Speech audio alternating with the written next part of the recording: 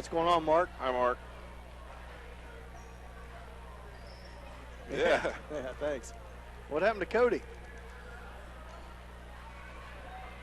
Oh, yeah. We are about 11 minutes until tip-off, and I assume I don't know. I'm assuming they'll play the national anthem, but they may have done it before the JV game. So,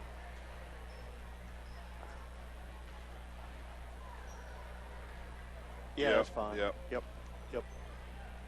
So I'd say in about 5 minutes or wherever it works out in that range.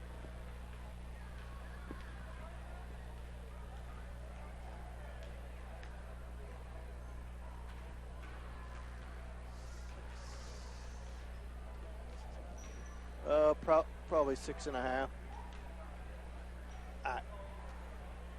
Thanks.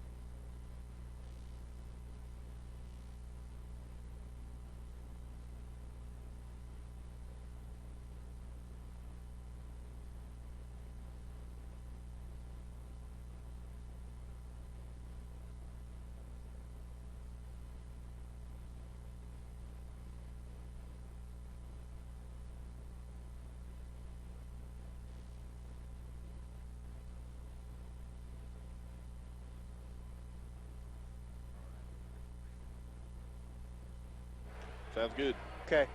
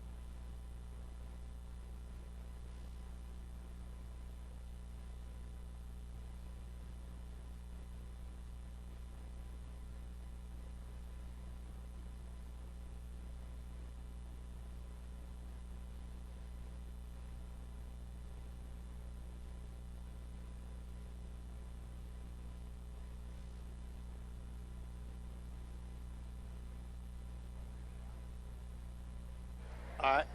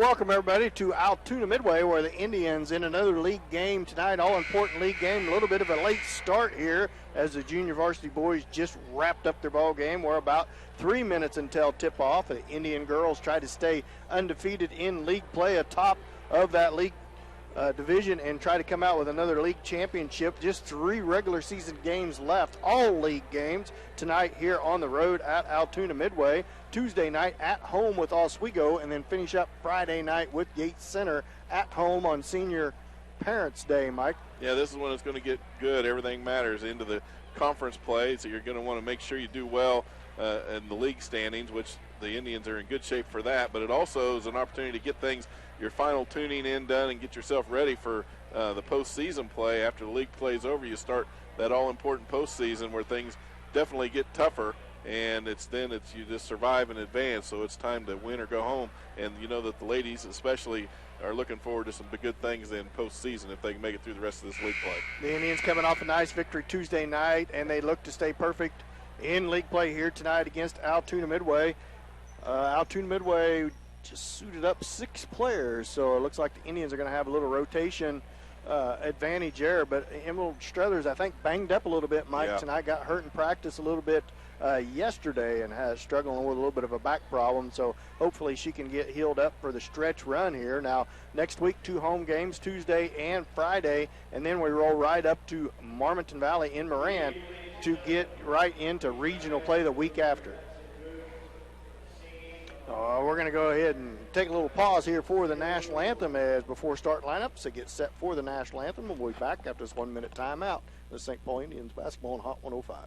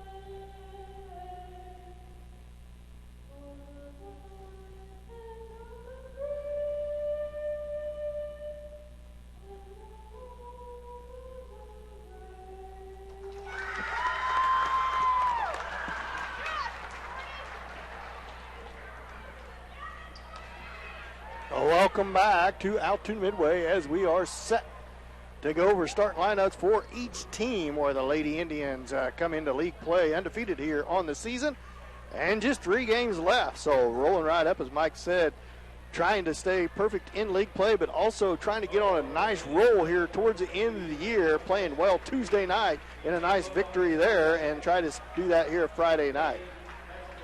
Want to remind everybody, Dan, we got the live stream up and running, appears to be working.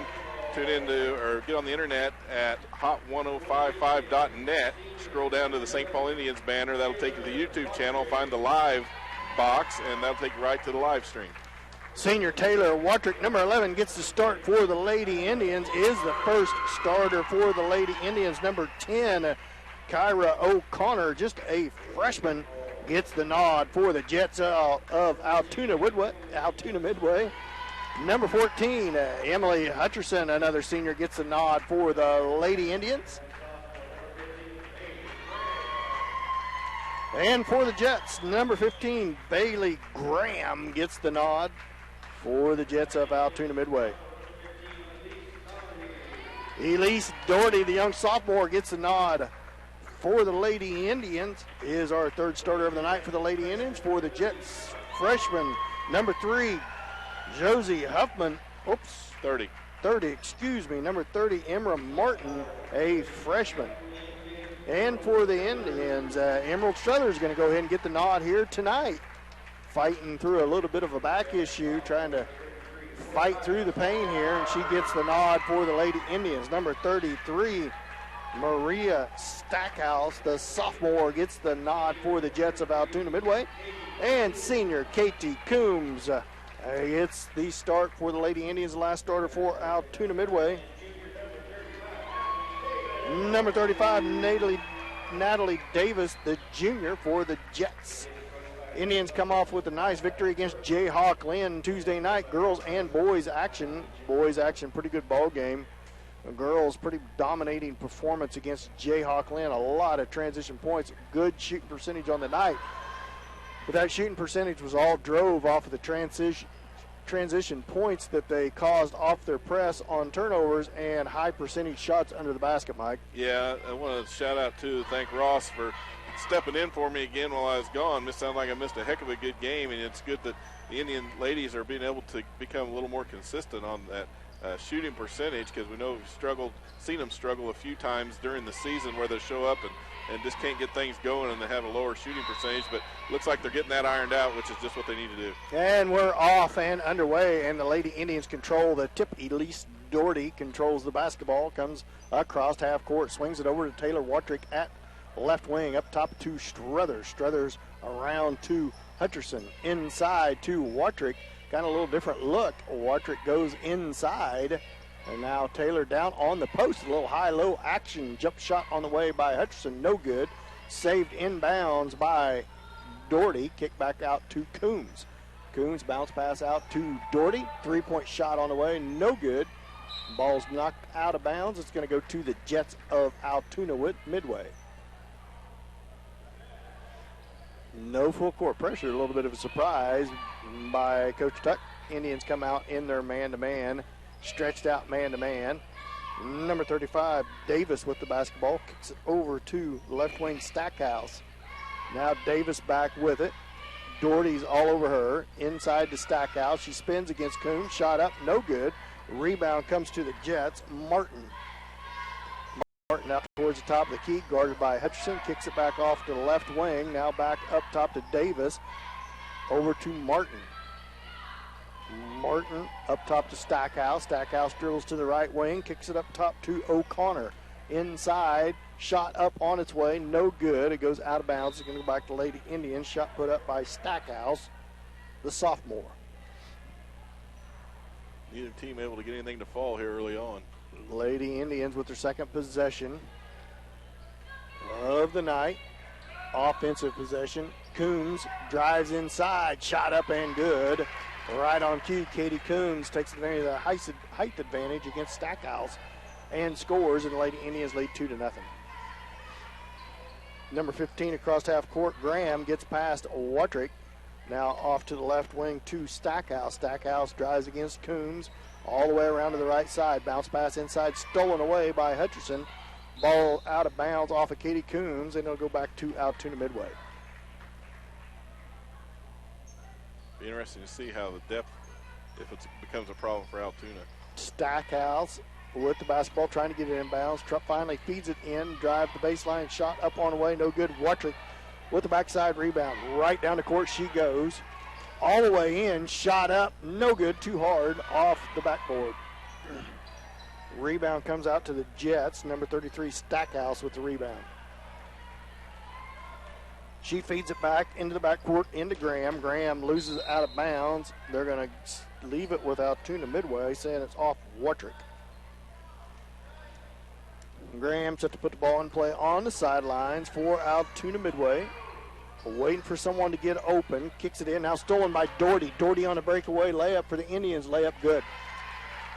Elise Doherty with a nice steal drive to the bucket. Lady Indians lead 4-0. 5:37 left to go here in the first period. Graham across half court. Feeds it down to Davis. Davis guarded by Doherty. She pokes it away. Davis recovers with it. Now Hutcherson pokes it away. Out of bounds. Off of Altoona Midway. And it goes back to Lady Indians. Mike, I think it's good that the Lady Indians aren't pressing because it gives a little work in their half-court offense where they've struggled at times during the year.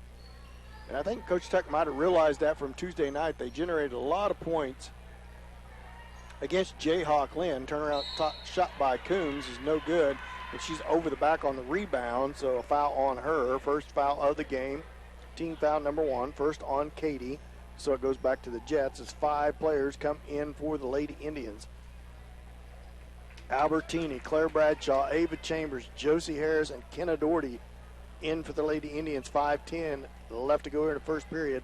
Lady Indians up 4-0.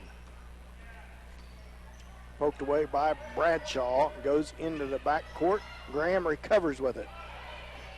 Graham towards the basket, throws up a shot, goes behind the backboard, and it'll go back to the Lady Indians. Yeah, Coach Tuck did that 5-person rotation, getting these younger girls some playing time in here, and that's really going to keep those fresh legs on the court for St. Paul. Albertini over to Harris at left wing. She drives past the defender. Bounce pass inside to Chambers, off of her, out of bounds, and goes back to the Jets.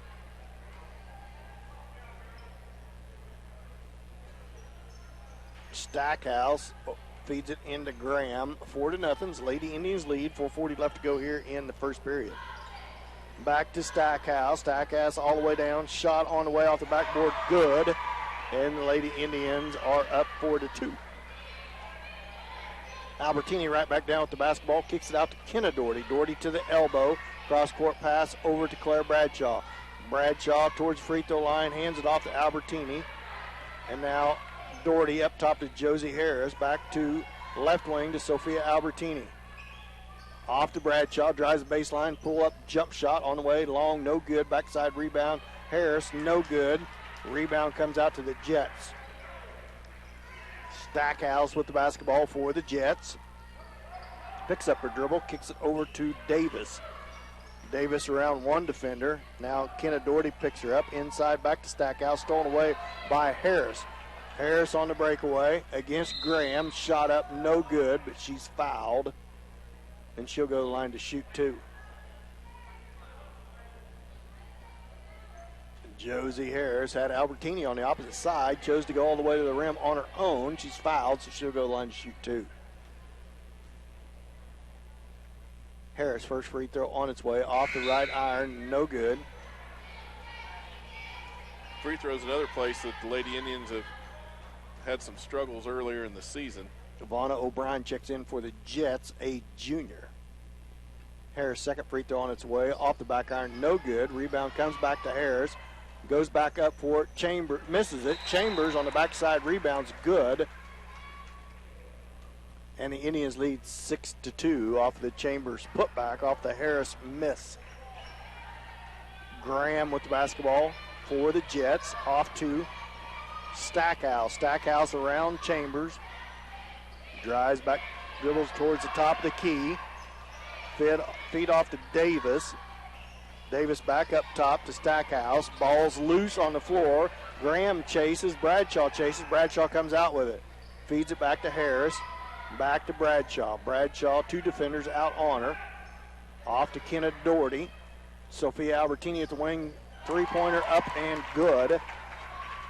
And the Indians lead 9-2 with 2:58 left to go in the first. Graham right back down with it. It's going to be fouled by Albertini. 21. Second team foul. First on Albertini. One on Albertini and one on Coombs. As Stackhouse set to put the ball in play for the Jets. Feeds it down to the corner, stolen away by Bradshaw off the inbounds. Bradshaw brings the ball back down. Gets past Martin down to the corner to Harris. Feed back into Doherty. Too late, stolen away by Davis. All the way down comes Davis. Shot up, good. Is Stackhouse, not Davis. And the score is 9-4. The Lady Indians up by 5. Albertini Euro step, tough shot, no good. Shot it with her right hand from the left side. And goes out of bounds off the Lady Indians and back to the Jets as 5 Indians come to the scorers tables for the Lady Indians. Into the game for the Lady Indians, Elise Doherty, Chloe Semi, Emily Hutcherson, Taylor Watrick, and Katie Coombs. 2:23 left to go in the first, 9-4, 5-point lead for the Lady Indians. Davis with the basketball. And it's going to be an offensive foul on screen. Number 33. Yeah. It's going to be a moving screen on Stackhouse, the sophomore. Second team foul on the Jets, first on Stackhouse. 9-4, 2:15 left to go in the first. Left wing to Semi. Semi cross-court pass over to Coombs. Coombs ball fake, drives towards the free throw line. Kicks it out to Hutcherson. Three-point shot on the way off the back iron, no good. Hutcherson with the rebound. Good feed to the backside to Watrick, and she scores. 11-4, 7-point lead for the Indians. 1:55 left to go here in the first. Indians doing a good job on the offensive boards. Graham making her some room with that left arm. And now a steal by Hutcherson. Feeds it ahead to Watrick. Tries to feed Doherty. Doherty saves it back into Watrick. Coombs with the rebound. She's fouled, and she makes the shot. Watrick shot too hard, but Katie Coombs, Johnny on the spot for the backside rebound, put back, and she's fouled. She'll go to the line for the and one, and the Lady Indians lead is 13-4. You know, the reason they got points on that was all because Elise Doherty had the conscious of mind that she was falling out of bounds to look back and get it back into bounds to somebody on her own team. So good job by Doherty. Martin checks back in for the Jets. Just six Lady Jets suited up tonight, so short rotation for the Jets and head coach Ron Rice. Ooh, almost a backcourt violation. Just barely got it across was Graham. Graham gets it stolen away by Watrick. And there's going to be a foul on number 30, Martin. And that's not the 16th foul already, is it? I've got him with 4. Yeah, I think the scores tables. I think it's first on Martin is. It can't be. I don't think Yeah, that's there right. she switched it back now. Yeah, Now they're going to. Now the official thinks it's 1-1. Yeah. He thought, that can't be That's right. what it set up on the scoreboard, but yeah, it was. 14 foul on Altoona Midway. St. Paul's basketball, they lead 13-4. Watrick inbounds it to Hutcherson. Hutcherson kicks it back up top to Watrick. Inside to Hutcherson. Hutcherson backside pass to Coombs right through her hands. Good pass, but it goes into O'Connor for the Jets after it went through Katie Coombs' hands. Graham gets around the screen. Boy, Watrick took a shot on that screen. Now O'Connor with it. O'Connor kicks it out to Davis. Davis cut off by Coombs. Double team. Feeds it inside. It's going to be a foul on Simi of the Indians. That'll be the third team foul. First on Chloe. 49.5 seconds left to go in the first period. Lady Indians lead 13-4. Right back in the game is Stackhouse. She checks in for Graham. 9 girls on the roster for the Jets, but only 6 suited out. So been a lot of sickness going around over here in Altoona Midway in Jet Country. Back to St. Paul off of Altoona Midway. The ball goes out of bounds, so the Lady Indians have the basketball with 45 seconds left to go in the first period. They lead 13-4. Watrick pass the first defender. Cross-court pass over to Simi. Sets her feet. Three-point shot. Good.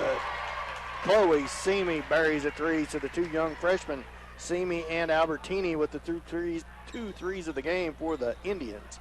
2 makes of the game anyway for the Indians. Now Watrick pokes it away for a minute. Ends up into Davis's hands.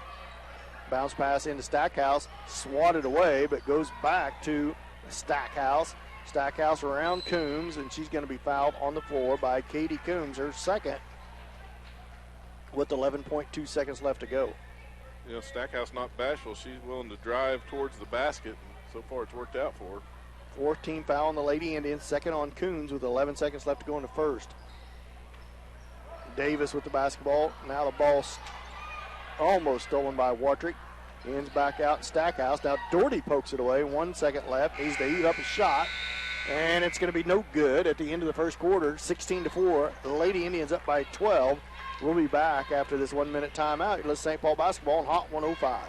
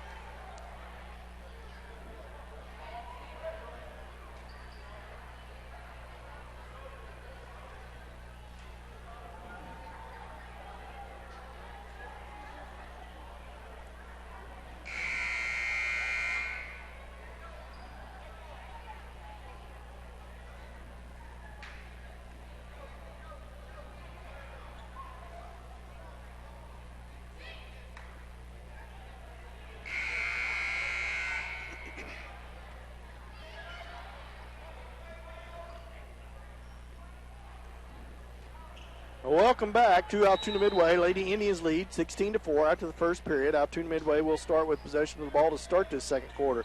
Heave down inside, all the way behind all the Indians. Shot up, no good. Rebound to Bradshaw. Bradshaw passed a couple defenders. Heaves it ahead to Harris. Harris all the way in, shot up, no good. Rebound, Jets. There's one thing about Josie Harris. You know, when she gets the ball in her hand, she's going to go to the rim and do something with it. Yeah. Stackhouse with the basketball.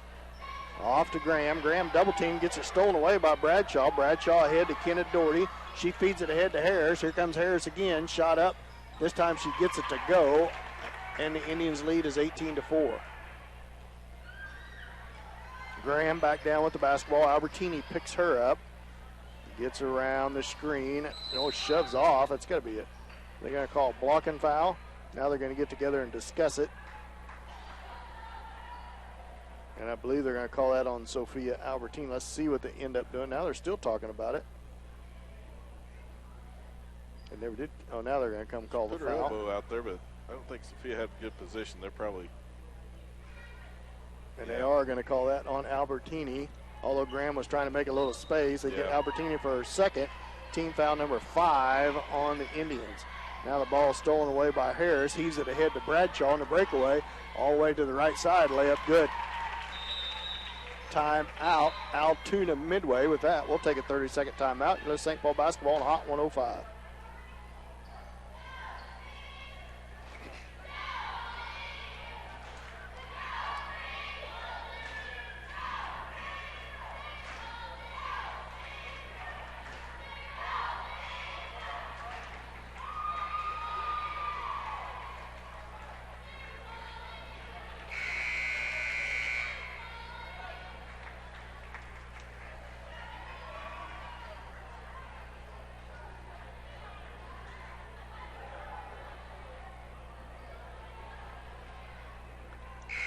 Welcome back to Altoona Midway. 7:04 left to go here in the first half. A little bit of a late start. JV boys action went a little long here, so about a 6:30 tip-off for the Lady Indians. They lead 20-4. 7:04 left to go here in the second. I think you're already starting to see the toll that this switching out the 5 rotation that St. Paul is having on Altoona. Graham loses it out of bounds. It's going to be off of Albertini, so it'll stay with the Jets.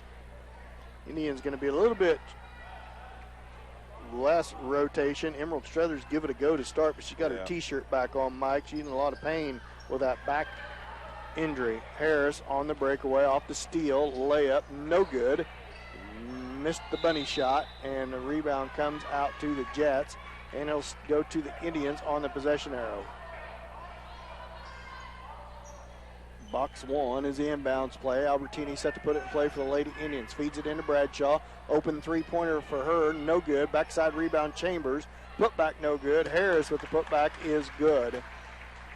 Good offensive work on the boards for the Lady Indians, and they lead 22-4. Graham with the basketball. Harris, bad pass. Harris with the steal. One person back. Harris all the way down, layup, good. 24-4, 20-point lead for the Lady Indians. 6:18 left to go here in the second period. Stackhouse around Chambers to the baseline. Kicks it back up top to O'Connor. Back to Stackhouse. She steps out of bounds, and it's going to go back to the Lady Indians. Good defense by Kenna Doherty, forcing her to the boundary. The turnover's just killing Altoona right now. 6:05 left to go in the second period. Lady Indians lead 24-4. Albertini walks the ball towards half court, crosses half court. Zone defense applied by the Jets of Altoona Midway. Down to the corner to Albertini. Wide open three-point shot. Good. Sophia Albertini bullseye twice from that same spot. The right baseline. And the Lady Indians lead up to 27-4. Bounce pass inside, stolen away by Bradshaw. Bradshaw feeds it ahead to Harris. Harris to Chambers, who wasn't even looking, but it goes to Kenna Doherty. Back up top to Bradshaw as they set the offense. Sophia Albertini inside. Good pass to Chambers. She misses the shot. Backside rebound to Altoona Midway. And I think that's Albertini's third foul. That is. Sophia Albertini whistled for her third foul as 5 subs come to the scores table for the Lady Indians. Hutcherson, Elise Doherty, Katie Coombs, Taylor Watchert, and Chloe Semi back into the game. And in for the Jets is Bailey Graham, the sophomore.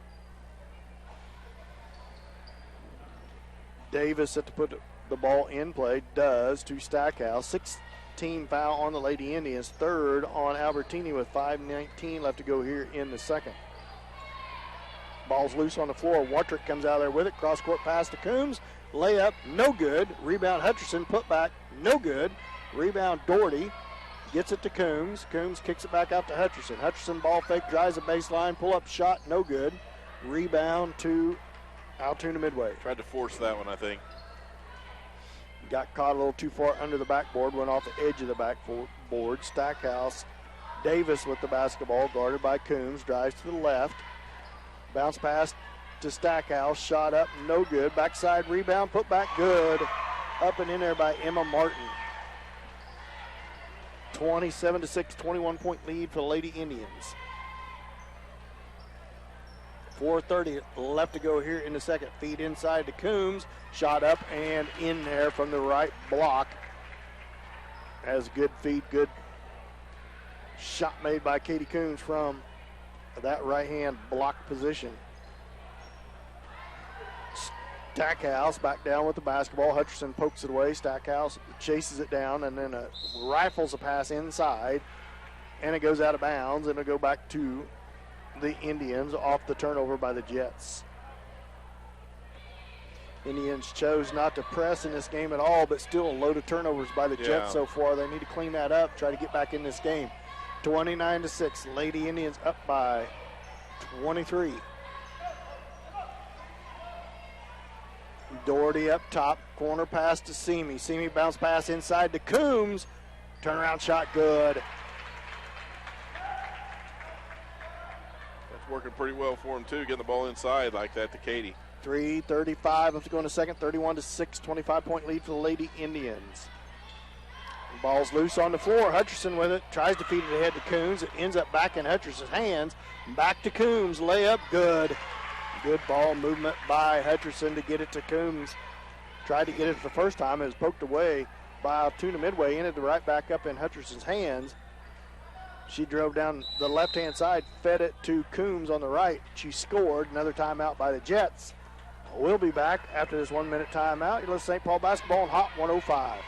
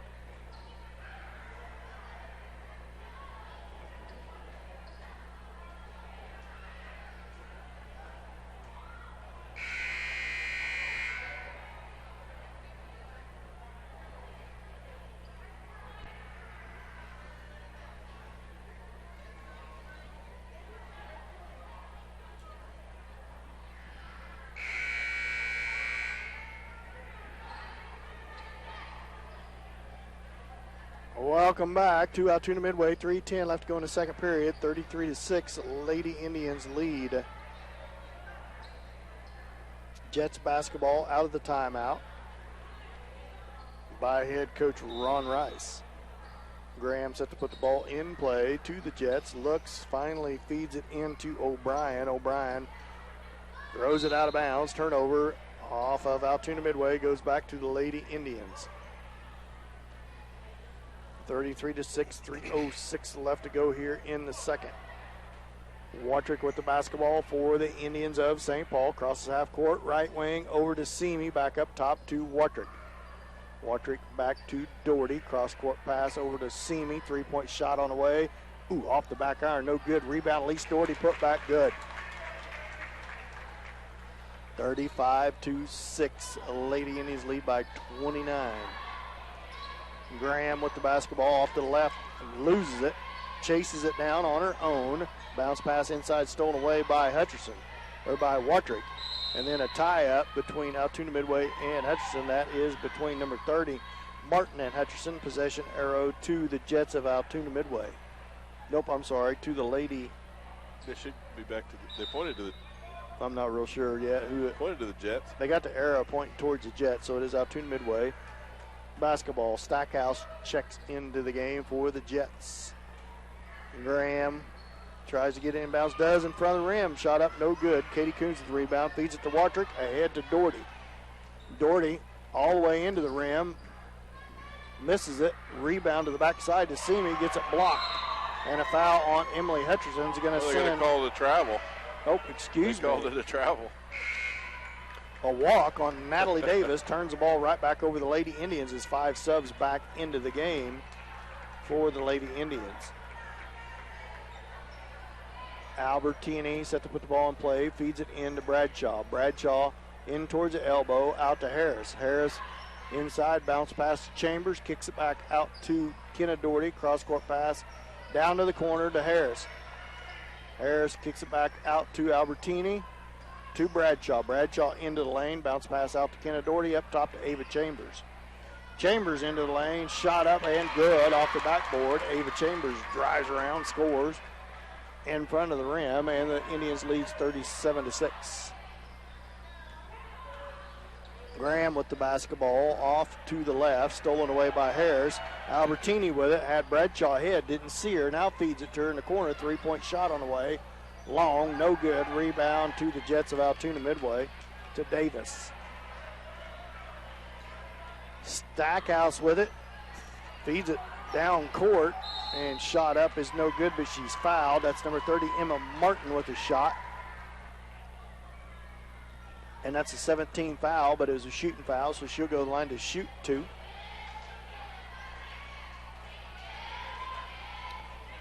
First on Kenna Doherty. Number 10, Kenna Doherty.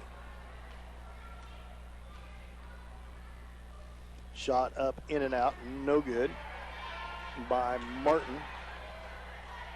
First free throw attempt of the game for Altoona.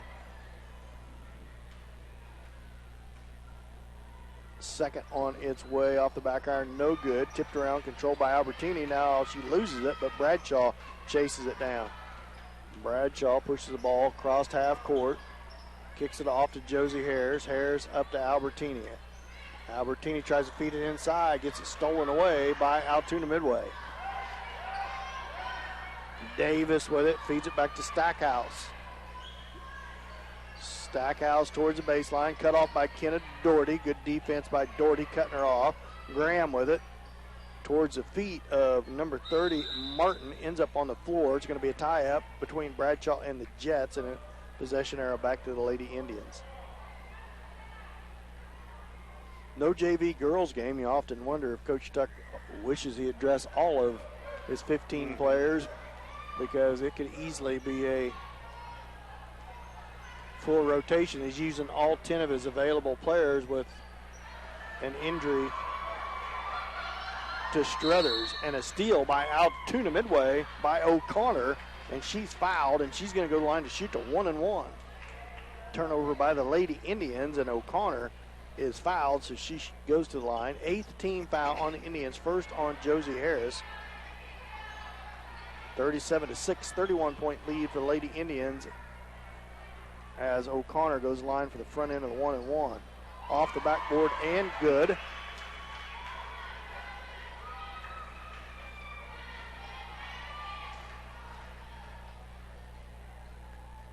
As she settles in for a second, it's on its way and right through there and good. Harris feeds it in to Chambers, who feeds it back to Albertini. 32 seconds left to go in the first half. 29-point lead for the Lady Indians. Albertini with the basketball.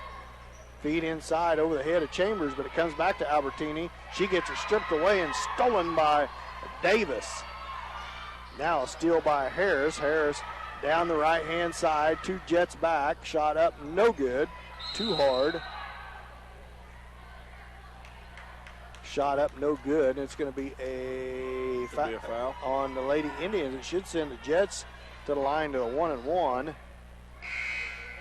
It's going to be on Kenna Doherty, although they haven't come down here to shoot yet. Yeah, it should be the 1-1. I don't know who the shooter is yet. 10.8 seconds left to go in the second period. 37-8 is the Indians' lead. And it is going to be number 35, Davis, Natalie Davis, to the line. She's front end 1-1.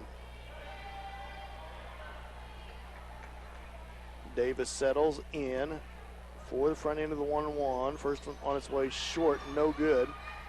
Rebound comes to the Jets. Putback is up and in there by Davis. Got her own rebound. 2 seconds, 1 second. Albertini heaves one up at the buzzer off the back iron, no good. And the score at the end of the first half is Lady Indians in control, leading 37-10.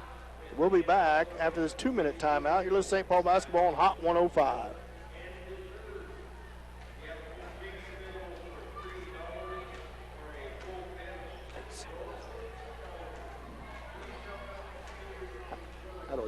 How do I get to the stats? Can you put on the stats?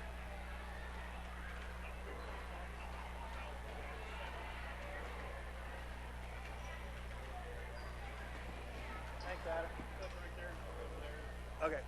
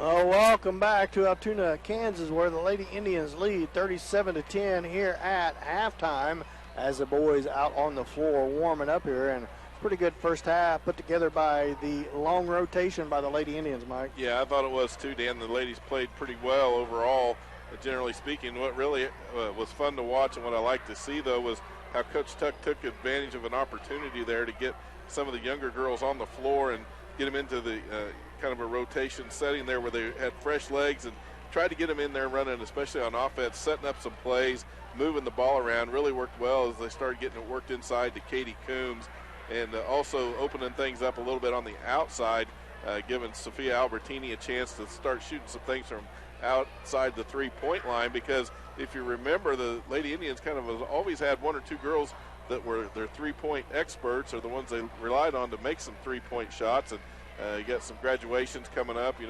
Watrick and some of the older girls, Hutcherson. And so, can't blame Coach Tuck. He's going to get some of these younger girls out there and start letting them open it up a little bit outside that three-point line and see kind of who's going to step into that role looking forward is what, it looks to me like. So I like to see that, though. It's fun to watch the girls get out there and work together, trying some new things. You talked about the way that they came out, didn't have the full court pressure on defense like we've seen, but they still stick with that man defense, and it's working just as well as it ever has, especially with the turnover numbers. I've got Altoona down with 23 turnovers in the first half, and that's basically with a half-court type defense that St. Paul's running, but they just do it so well that it's really hard to play offense against, when they're that sticky. And the thing is, it didn't matter which rotation was in there, they were still getting the turnovers. Good man-to-man defense applied by the Lady Indians. We're going to have all your individual stats when we come back from this next 2-minute timeout. You're listening to St. Paul basketball on Hot 105.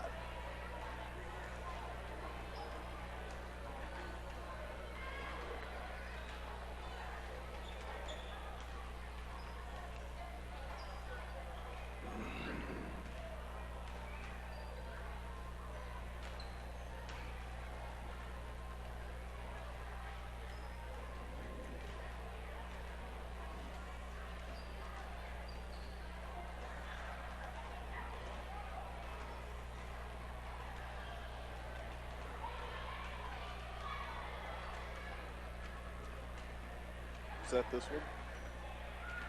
Is that this one? This is season. Okay. You can use it if you want.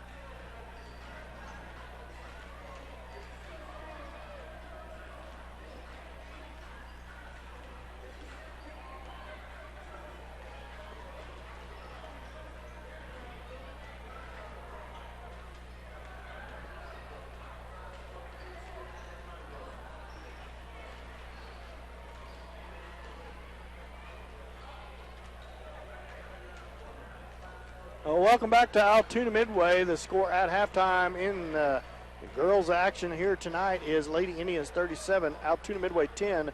Mike, what do you got for individual stats?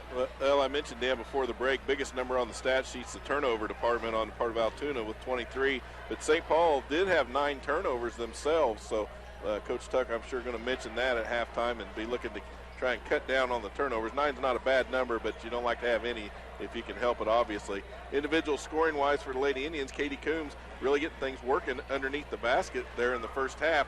She led the Lady Indians with 10. And then you had 3 players with 6 points, which is a result of that rotation that Coach Tuck is using. You had Sophia Albertini, Josie Harris, and Ava Chambers, all 3 with 6 points apiece in the first half. Taylor Watrick with 2, also Claire Bradshaw with 2, and Chloe Simi with the 3-pointer that she sank in the first quarter. So she's another one that we're watching from outside. Overall shooting percentages, not bad, 46% from the field, 50% from 2-point range, 33%. They only shot 9 3-pointers, made 1, so 33% from outside the 3-point line. Only 3 free throws, didn't make any of those, so free throws could be a little better if they can get an opportunity to get to the free throw line. Obviously, you like to see them sinking some free throws, but that's a rundown basically the scoring on the Lady Indians. Pretty good first half put together, scoring across the board by the Lady Indians. We're going to take one more break before we get set for the second half tip. We'll be back after this 2-minute timeout. This is St. Paul basketball on Hot 105.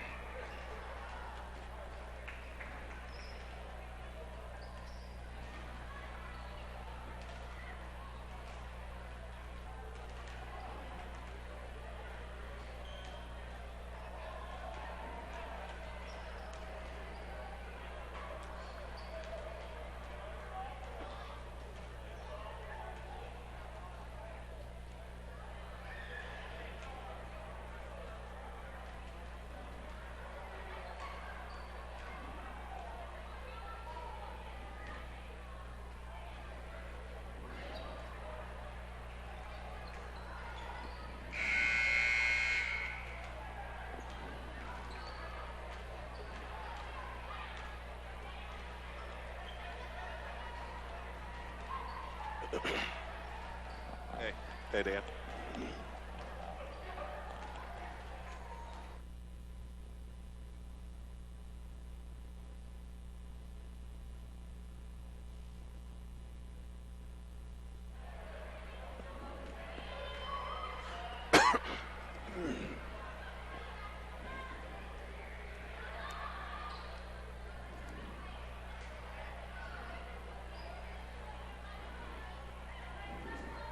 Welcome back to Altoona Midway, 37-10, a 27-point lead for the Lady Indians as we get set for the second half here. Lady Indians take the court. Taylor Watrick, Chloe Simi, Elise Doherty, Emily Hutcherson, and Katie Coombs on the floor for the Lady Indians.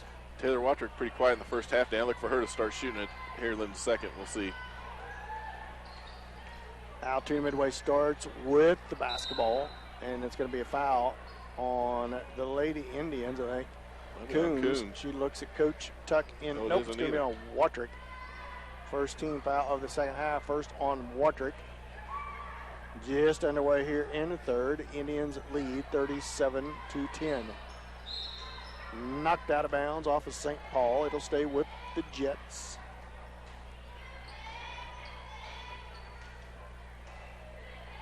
Camera going a little crazy over there on us, Mike. Yeah. Graham feeds it inbounds and stripped away by Hutcherson. Hutcherson with the steal, feeds it ahead to Doherty. Doherty tries to feed it to Coons, out of bounds. A bad pass by Elise Doherty, trying to feed it ahead to Katie Coombs. And a turnover goes right back to the Jets of Altoona Midway. Graham back down with the basketball. Feeds it out to Stackhouse. Stackhouse back to Graham. Graham, turnaround shot up and in there, put up and in there by Natalie Davis. And the score is now 37-12. Forgot to mention, Dan, Davis has 4 points now for the Jets, as Stackhouse with 4 and Martin has 2. Jets in a 3-2 zone. The Lady Indians seen a lot of 3-2 zone this year. Turnaround shot by Hutchinson, partially blocked. And it's knocked out of bounds. Oh, it's going to be another foul on the Lady Indians. I believe it's going to be on Katie Coombs, her third, second team foul on the Indians. 7:04 left to go here in the third period, 37-12. So Albertini and Coombs both receive 3 fouls in this game. There's a foul on Chloe Simi over the top. So the third team foul on the Lady Indians. First on Simi. It'll be Altoona Midway's basketball on the sideline. And it's stolen away by Hutcherson on the inbounds play. Hutcherson pushes the ball up, feeds it ahead to Coombs. Coombs ball fake in towards the block. Throws a shot up. I think she was thinking about passing it and had to kind of reset and end up just heaved it too hard off the backboard. Got her own rebound. Putback was no good, but she is fouled. Katie Coombs will go to the line to shoot 2. I think Katie Coombs had a second thought when she was thinking about dishing it off and getting rid of it, so she just heaved it up off the backboard. Come back in her own hands. Got her own rebound. Fouled on the shot. She makes the first free throw. 6:44 left to go here in the third.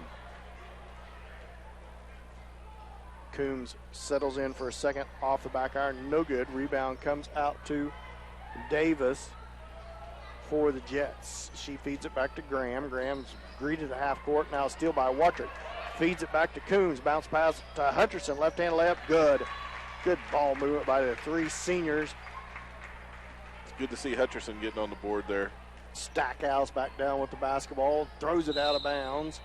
Throws it out of bounds. It was intended for number 10, O'Connor.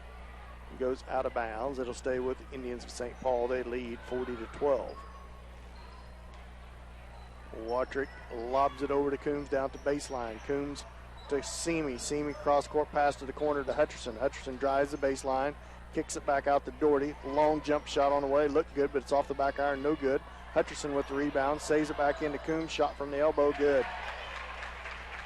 42-12. 30-point lead for the Lady Indians. 5:54 left to go in the third. Stackhouse with the basketball to the right. Now steal by Doherty, but it's going to be chased down by Davis by the Jets. Davis feeds it to Graham. No seniors on the squad for the Jets, so a young team here. As it's knocked out of bounds by the Indians, it'll stay with Graham of the Jets. Count is on. Graham tries to feed it inbounds. It's going to be a foul on Emily Hutcherson. 4th team foul on the Indians. You know, one thing, Dan, I mentioned was how Taylor Watrick was pretty quiet in the first half, but what I didn't mention was the number of assists. She's really sharing the ball around and making a lot of things happen, and a lot of steals too. Stackhouse gets it stolen, and Hutcherson feeds it back to Doherty. Good back feed, just as Mike was talking about. Emily Hutcherson had a chance to shoot a left-hand layup, fed it back to Elise Doherty, and she scores with her left hand. And the Lady Indians lead 44-12. 5 more players come to the score table. Lady Indians need to quit fouling here. Here's another foul on Taylor Watrick. 15 foul on Watrick. Second on Watrick. 15 foul on the Indians. Second on Watrick. Josie Harris, Claire Bradshaw, Sophia Albertini, Ava Chambers, and Kenna Doherty check into the ballgame for the Lady Indians. Altoona Midway's basketball. Try to feed it in. They do get it in to Stackhouse. Stackhouse over to Davis. Davis tied up there by Harris for a minute. It's going to be a foul. It's going to be an offensive foul on the Jets. See who it's on. Must happen under the basket. And it's going to be on number 30. Emma Martin, the freshman, the second team foul of the second half on the Jets, third on Martin. They can ill afford to have anyone foul out with just 6 players suiting up. Albertini to Bradshaw. Bradshaw over to Kenna Doherty. Doherty back to Albertini to the corner to Harris. Harris drives towards the block. Kicks it out to Bradshaw. Bradshaw, pull-up jump shot, short, no good. Rebound, Stackhouse for the Jets. She kicks it out to Davis. Davis picked out up here by Bradshaw. 4:30 left to go in the third. 44-12. As a shot put up and in there by number 33, Maria Stackhouse, the sophomore. 44-14, 30-point lead. Harris with the basketball. Drives around her defender. Kicks it back out to Albertini to the corner to Chambers. Chambers drives to her right. Back up top to Bradshaw. Shot up, no good by Bradshaw as the Jet player ends up on the floor. Shot up by the Indians, no good. Kenna Doherty fights for the rebound, loses it, ends up in Martin's hands. She feeds it back to Stackhouse. Stackhouse picked up by Chambers. Feed down inside. It's going to be a foul on the Lady Indians. That's going to send Martin to the line to shoot the 1-1. No, I'm sorry, 16 foul on the Lady Indians. Next foul on the Lady Indians will be put the Jets in a 1-1. 16 foul. Third on Kenna Doherty. Backside feed to Stackhouse. Turnaround shot, no good. It gets her own rebounds, put back, no good. Rebound to Ava Chambers. Harris feeds it ahead to Bradshaw. Bradshaw backside feed, great feed to Kenna Doherty, and she scores. 46-14, 32-point lead for the Lady Indians. 3:19 left to go in the third. Swatted away by Chambers. Goes back to Graham for the Jets. Graham drives the baseline. Boy, she knocks Sophia Albertini down. It's a charge on Graham with 3:10 left to go left in the third. Third team foul on the Jets. Second on Graham. Albertini did a good job getting her feet set, getting in front of her. Basketball goes back to the Lady Indians. Albertini crosses the timeline, feeds it to Chambers. Chambers feeds it back to Albertini in traffic. Bad pass by the young freshman Chambers. Gets it stolen away by the Jets. Ball's loose for a minute. Stackhouse comes out there with it. Going to be another foul on the Lady Indians. Might be on Kenna Doherty again. Kenna Doherty or Josie Harris. It's going to be on Josie Harris. Yeah. Team foul number 7. And sub into the game, Kyra O'Connor, the young freshman for the Jets, checks in for Graham. To the line to shoot the front end of the 1-1 is Maria Stackhouse, the sophomore, for the Jets. Second foul on Harris, 17th foul on the Indians. At the line for the front end of 1-1, and that's a violation by, nope, they didn't call it. Yeah, now they call it. A violation by St. Paul. Ava Chambers got in the lane way too early. And that's going to give Davis another opportunity for the Stackhouse for the 1-1. Shot on the way, right through there this time. She gets another one as the violation by Chambers give her another shot at the front of the 1-1, and she makes Chambers pay and buries it. 46-15, 31-point lead for the Indians. Back to the line is Stackhouse. Second shot on its way and right through there. 2:49 left to go to the third. 46-16, Indians lead. Albertini feeds it down to the corner to Chambers, and she gets tied up, but it's going to be a foul on Emma Martin, that young freshman. Yeah, they call it a jump. Oh, jump ball. Possession there to the Indians. Albertini feeds it into Harris. Harris in the lane, loses it, gets it stolen away, drove it into traffic, and got it stolen away. Got it back into Stackhouse. Stackhouse around, cut off by Chambers. Feeds it down to the corner to O'Connor. Back to Stackhouse. to Davis. Stolen away by Harris. Harris all the way in. Backside feed to Albertini, and she's hammered by Davis, and she'll go to the line to shoot 2. 5 Indians to the scores table as well. Nope, just 5 Lady Indians at the scores table for Coach Tuck. Third team foul on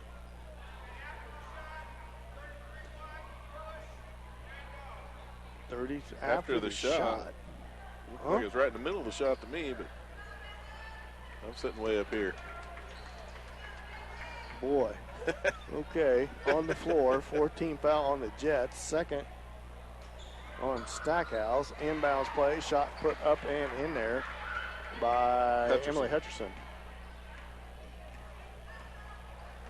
Stackhouse with the ball, picked up at half court by Hutcherson. Hutcherson swats it away, but Davis chases it down. Davis ahead to Graham. That pesky man-to-man defense by the Lady Indians causing the Jets trouble. Now stolen away by Hutcherson. Hutcherson feeds it ahead to Coombs. Coombs all the way in, laid it up good. Timeout. Altoona midway with that. We're going to have to stay here. Katie Coombs, 118 points on the season, averaging 7.4 on the season per game. Emily Hutcherson with a 9.1 average, 146 points on the season. Taylor Watrick, 6 points per game, 96 points for the season. Emerald Struthers with 94 points on the season, 5.9 per game. Claire Bradshaw's averaging 6.6 per game, 105 points a season. And Elise Doherty, 48 points, 3 points per game. And Kenna Doherty, just 7 points on the season, 7/10 of a point per game. Sophia Albertini averaging 54 points, 3.4 points a game. Josie Harris with 65 points on the season, 4.1 point per game. And Ava Chambers, 10 points on the season, 1.2 per game. So there's some season individual stats for you. Another moving screen they got away with. Pretty balanced offense by the Indians. Nobody averaging in double digits, but several Indians are right up there at it. It's a scrum out on the floor as the ball's loose about 4 times. And it's going to be a foul on the Lady Indians, and it's going to be on Emily Hutcherson. Team foul number 8. When they get in tight like that, it's like a swarm of bees in there with the man defense. Her hands flying everywhere. Stackhouse to the line, shoot to 1-and-1. 8th team foul on the Indians. It's on its way, and right through there, and good. 50-17. Lady Indians lead by 33. Stackhouse 3 for 3 from the line. Settles in for her second, and buries it. And 50-18 with 1:24 left to go in the third. Elise Doherty, the left wing with the basketball, guarded closely by O'Connor out there. Picks up her dribble to top the key, kicks it over to Coombs. She hands it off to Watrick. Watrick picks up her dribble to the corner to Hutcherson. 3-point shot on the way, good. Emily Hutcherson against this 3-2 zone. That baseline three's been open for the Lady Indians. Off to the left side for the Jets is Stackhouse, stolen away by Watrick. She feeds it ahead to Hutcherson, who feeds it to Doherty. Great pass, almost a no-look pass, knowing Doherty was streaking down the left side, and the Indians' lead grows to 55-18. Right back down is Stackhouse with the basketball. Feed inside, stolen away again by Hutcherson. Feeds it ahead again unselfishly to Doherty, who loses it. Now Watrick chases it down. She was left wide open for a three, but she didn't pass on it. Kicks it out to Coombs. She misses. Backside rebound to Emma Martin. Indians retreat into defense. Stackhouse back down with the basketball. Feeds it to O'Connor. O'Connor back to Stackhouse.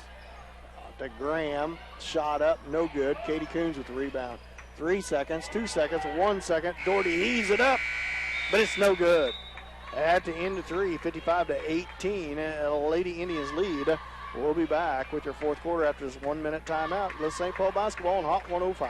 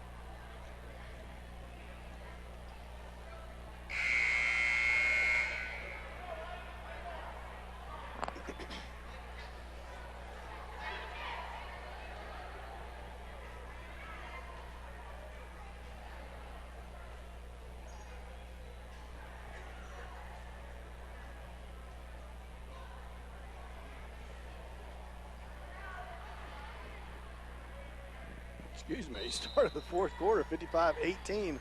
Lady Indians lead Altoona Midway basketball to start this fourth. Ball's loose on the floor, picked up by Kenna Doherty, the young freshman for the Lady Indians. Tries to feed it ahead to Harris, does. Saves it in to Albertini, now over to Bradshaw. Bradshaw baseline drive, shot up, no good. Kenna Doherty the rebound, put back no good. Albertini with it, gives it out to Harris. Harris pull up jump shot off the backboard, good. 7:35 left to go here in the fourth. 57-18, Lady Indians lead. You got to like the atmosphere in these smaller size gymnasiums, Mike. Kind of like St. Paul's secondary gymnasium now with the new addition of the new gym, but tight quarters, good crowd on hand by Altoona Midway and St. Paul, and pretty loud in this little gymnasium. Kenna Doherty gets it stolen away by Graham. Reminds me of some good battles in the old gym at St. Paul. Graham with the basketball. Well built, all the same kind of design with these laminated arch rafters. They all kind of built the same back in the day and built to last. 6:42 left to go in the game, 57-18. And a jump ball, possession error towards the Indian. That's really the color man's job to come up with fill-in work like that, Mike. I've been trying to keep the stats of girls moving the ball around so quick I hadn't had time to look at the rafters, but I'll start watching for that. 57-18, 6:17 left to go in the game. Harris with the basketball. All I got to do is watch the game, Mike. I got plenty of time to look around the rafters. Shot by Claire Bradshaw is no good. Sophia Albertini with the putback, good. Gets it all over the left-hand side of the rim. Altoona Midway basketball. Stackhouse with the basketball, still fighting hard. Drives the baseline. Kicks it back up top to Graham. Graham to the right. Kicks it back to Stackhouse. Feed inside to Davis. Shot up. Oh, just off the rim. No good. Ball's loose on the floor. It's going to be another jump ball. Possession error towards the Jets. So it'll stay with the Jets. O'Connor on the floor after it. Oh, nope, that wasn't O'Connor. She's just now checking in the game. That was Martin down there. Got Martin, shook up a little number bit, I think. 30, yeah. Fighting hard for the basketball. It's Altoona girls are playing hard, Dan, for sure. Altoona basketball under their own rim. Graham lobs it in for Davis, poked away by Harris, but ends up three-point shot on the way by the Jets. No good. Rebound to Chloe Simi for the Indians. Cross-court pass over to Doherty, knocked out of bounds. Maria Stackhouse hustling back on defense for the Jets. Running clock here in the fourth quarter with excess of a 30-point lead for the Lady Indians. So we'll wind this game up quickly here in the fourth. Lob into Chambers off the inbounds to Harris. Jump shot on the way, too hard off the backboard. Davis with the rebound. Graham with the basketball for the Jets. Feeds it ahead to Davis. Davis back to Graham. Graham around Albertini. Down towards the baseline, knocked out of bounds by Albertini, so it'll stay with the Jets. 4:18 left to go in the game, 59-18. One thing about these gyms, these well-built gyms, Mike, is we have a heck of a time getting internet signal. We darn sure do. In these good-built gyms with the blocks. Makes it tough. As is foul on the Lady Indians, I believe, here as play is stopped. It is. It's going to be a foul on Josie Harris. I believe that's her third. Team foul number 8. And that's going to send number 30, Emma Martin, the young freshman, to the line to shoot a 1-and-1. 19 foul on the Indians as she makes the first. Next foul on the Lady Indians will have Altoona Midway in the double bonus the rest of the way. Second foul shot on its way, and in and out, no good. Spins out, but Martin gets her own rebound, then knocked out of bounds by the Lady Indians. No, it's going to be a foul. I believe it's going to be another foul on Josie Harris, her fourth. That is, and it's going to be double bonus for Emma Martin. Fourth foul on Josie Harris. 10th team foul on the Jets. Martin buries another free throw, cuts the lead to 59-20. 2:53 left to go in the game. Martin settles in for her second. It's on its way and good. You know, if there's one area of the game where Altoona's done better, that's the free throw line. The free throw line, They've for sure. done really well from the free throw line. I only remember one miss, and I think it was a violation. I'm not sure they've missed any free throws. Yeah, they missed 3, but they've shot quite a few. Kenna Doherty with the 3. Long, no good. Saved inbounds by Chloe Seamy. Josie Harris chases it down. Cut into the lane. Good feed over to Chambers. She misses it, gets her own rebound. Put back, no good. The rebound comes out to Altoona Midway. Altoona shot 12 free throws, made 9 of them, Dan. That's pretty good shooting. Pretty good. A lot of times the Lady Indians would take that You for bet. sure. 59-21. Nice lead for the Indians. 1:55 left to go in the game. Davis to her left, knocked out of bounds by the Lady Indians. It'll stay with the Jets of Altoona Midway. St. Paul Lady Indians trying to stay undefeated in the top of the league, undefeated in league, and atop of the Three Rivers with 2 games remaining. Seamy with the steal off the inbound. Seamy all the way down, right hand layup, good. Ooh, she goes down hard. Coach Tutton not happy because she was fouled hard after the shot. And still playing hard is the Lady Indians. Is after the foul, after the shot, Seamy was knocked to the ground. Coach Tutton not happy with the no call. Sub into the game for the Jets of Altoona Midway. Emma Martin checks back in for Davis. Graham with it. Guarded tightly by Albertini. Fights around the screen. Bounce pass. Going to be a foul on Seamy.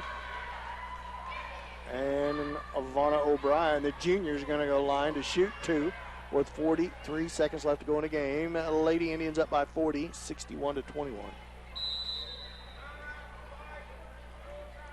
take a full timeout here, Altoona is, just to give them a chance. Timeout. I'm not sure. Now Stop there's the not going clock. to be a timeout. Not sure why he called a timeout. The ref was asking him if he wanted a timeout. I think the coach was wondering the same thing. He said, no, I don't want one, but I don't know why the clock stopped. But anyway, Ivana O'Brien at the free throw line to shoot 2. Double bonus. O'Brien, a junior. Shot on its way off the side iron, no good. Settles in for her second. Lady Indians lead 61-21.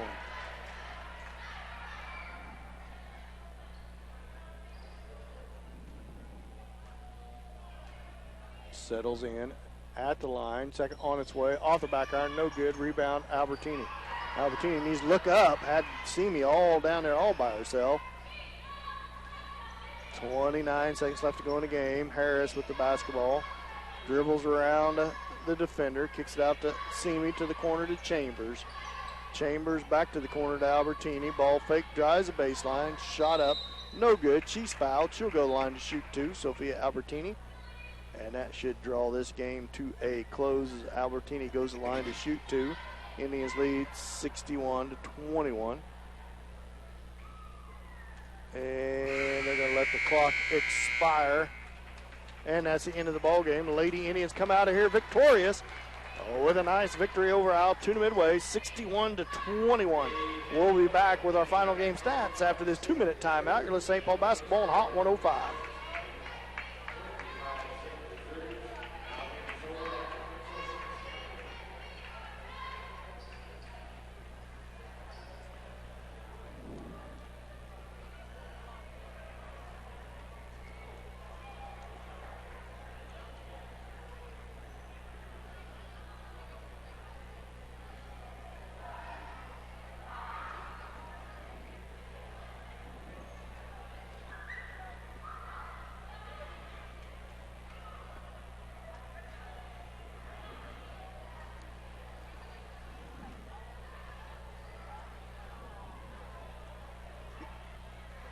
Jeez.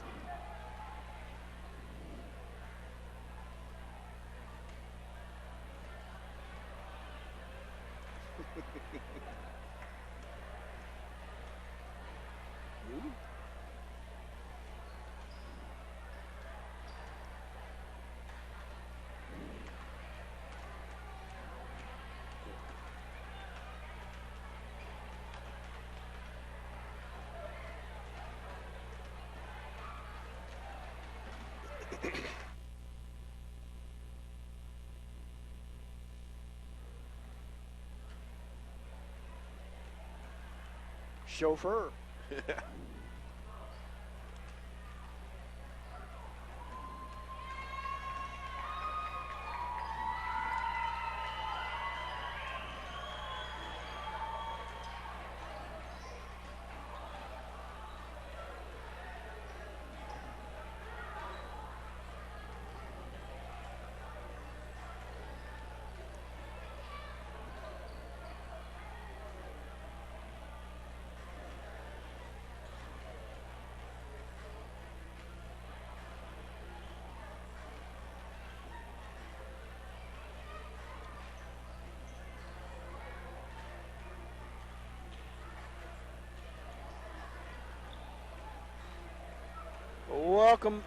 Welcome back to Altoona You're right. High School. Altoona Midway is what I was trying to say, where the Lady Indians come out with a 63-21 victory. Mike, you want to run down scoring for the Lady Indians? Yeah, second half of the Lady Indians pretty much the same scoring-wise as the first half. Points coming generally from the same direction. Top scorer for the Lady Indians in the game was Katie Coombs. Came in with 15 points in the game, so good night for Katie. But then you had three ladies with 8. You had Elise Doherty with 8, Sophia Albertini with 8, and Josie Harris also had 8 for the Lady Indians. Ava Chambers had 6 points for the Lady Indians, and Emily Hutcherson with 7. Chloe Simi had 5, Taylor Watrick with 2, and Claire Bradshaw and Kenna Doherty both had 2 points apiece for the Lady Indians. Shooting-wise, Lady Indians shot 47% from the field. They were 52% from two-point range, 30% from outside the three-point line, where they ended up shooting 13 three-pointers and only able to make 4 of them.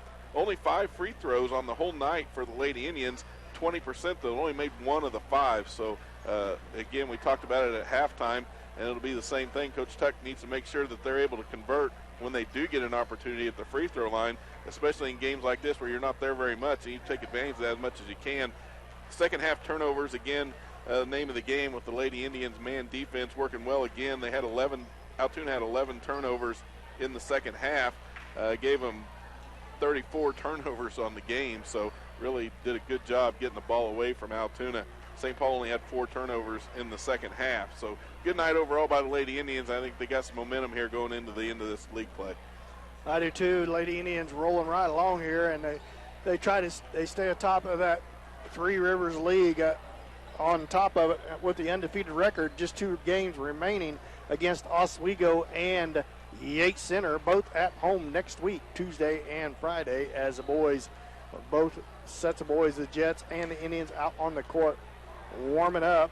So we finish up with a nice victory with the Lady Indians, as we are about 11 minutes till tip-off of the boys' action. We're going to have Mark take a little extended break, maybe play you a couple songs here. We'll be back here in about 7 or 8 minutes to bring you boys' action and tip-off. We'll be back after this extended break. You're listening to St. Paul Basketball on Hot 105.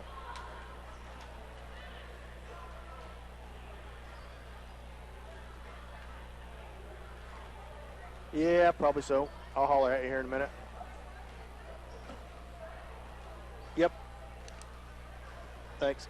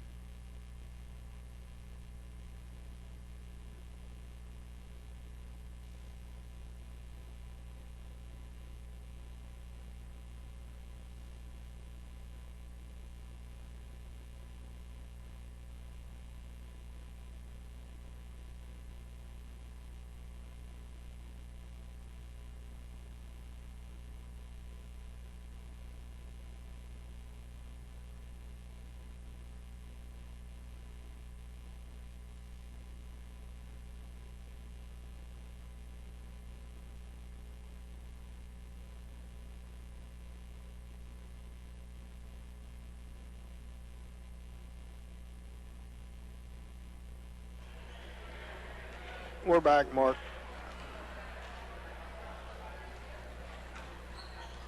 We're back, so whenever. There's 4 minutes till tip-off, so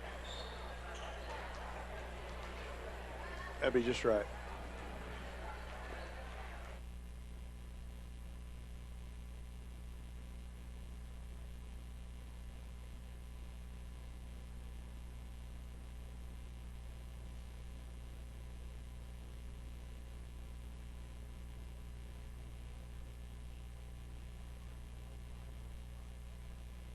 Welcome back to Altoona Midway, Kansas, as we are getting set for boys action here tonight. The boys also set atop of the Three Rivers League, and after a nice win Tuesday night, excuse me, versus Jayhawk Lynn, and they try to keep it rolling here at Altoona tonight here, Mike. Yeah, it's going to be fun to watch the boys, see if they can follow up on the performance put forth by the girls. And they're in the same boat. They're trying to keep themselves as high as they can in this league, and it's the same story with them, building things up, getting ready for that postseason play. So it'll be up to the boys. We'll hopefully get to see them getting a little hotter on their shooting, especially from outside. Caleb Lemons, you know, this season he's always a threat inside and out, but I'd like to see him open things up a little bit outside. And, you know, we'll see if one of the Bradshaw boys, Chandler, usually likes to shoot from outside too, so we'll see if he can't do that as well. Yeah, Tuesday night action, Caleb Lemons and Adam Albertini led the way for the Indian boys.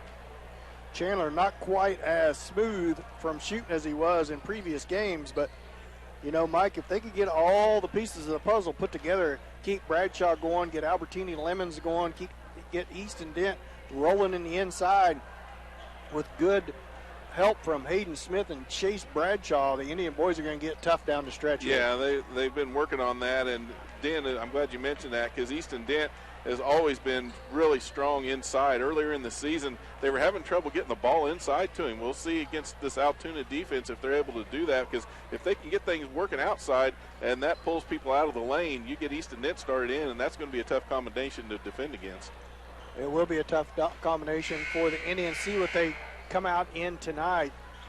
I thought Tuesday night Coach Watrick did a good job against that zone against Jayhawk Land. Kind of rolled Chase Bradshaw into a high post, kind of went to a two-guard with Albertini and Lemons up at the two-guard, put Bradshaw in at the high post, left Easton Dent at the low post, and then rolled Hayden Smith and Chase Bradshaw up and down that baseline when they was in the game, and I thought it was really effective.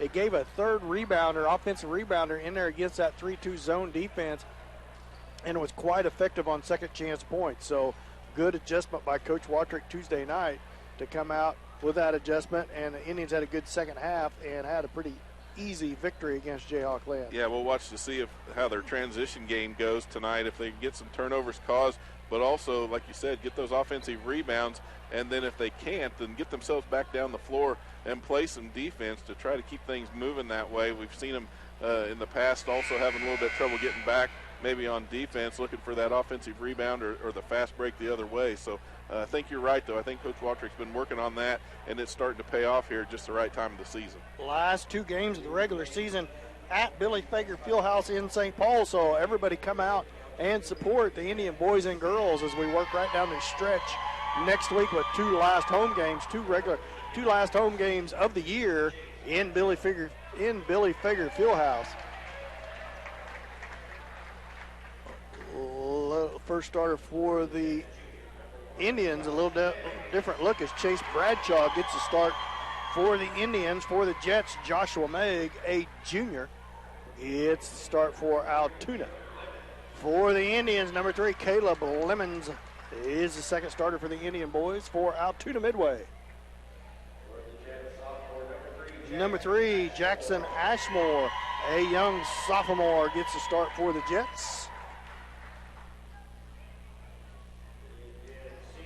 And senior number 11, Adam Albertini, had a nice presentation Tuesday night at home with Jayhawk Land. The Shriners come with the official invite to the Shrine Bowl, Mike, for the young man. Quite an honor for Adam and the St. Paul schools to have another Indian selected to that Shrine Bowl. Yeah, it'll be fun to see Adam keep on playing football, especially. He signed on to play college football, but he's doing a pretty good job on the basketball floor this year, too.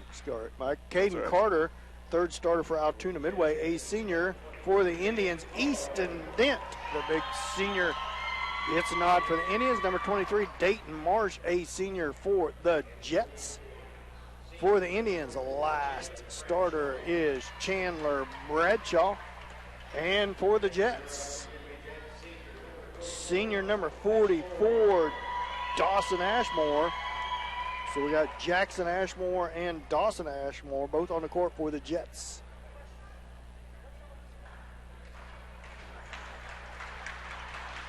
As we get set for tip-off and get set 8 minutes on the clock as we get set to start the ball game here at Altoona Midway. Should be a good matchup here. Altoona got some depth. They're a lot deeper on the boys' side than what they were on the girls' side. We'll see what kind of rotation they're looking at as well. As each team gathers around the coach for final instructions as we get set to tip off action between the Jets and the Indians here at Altoona Midway.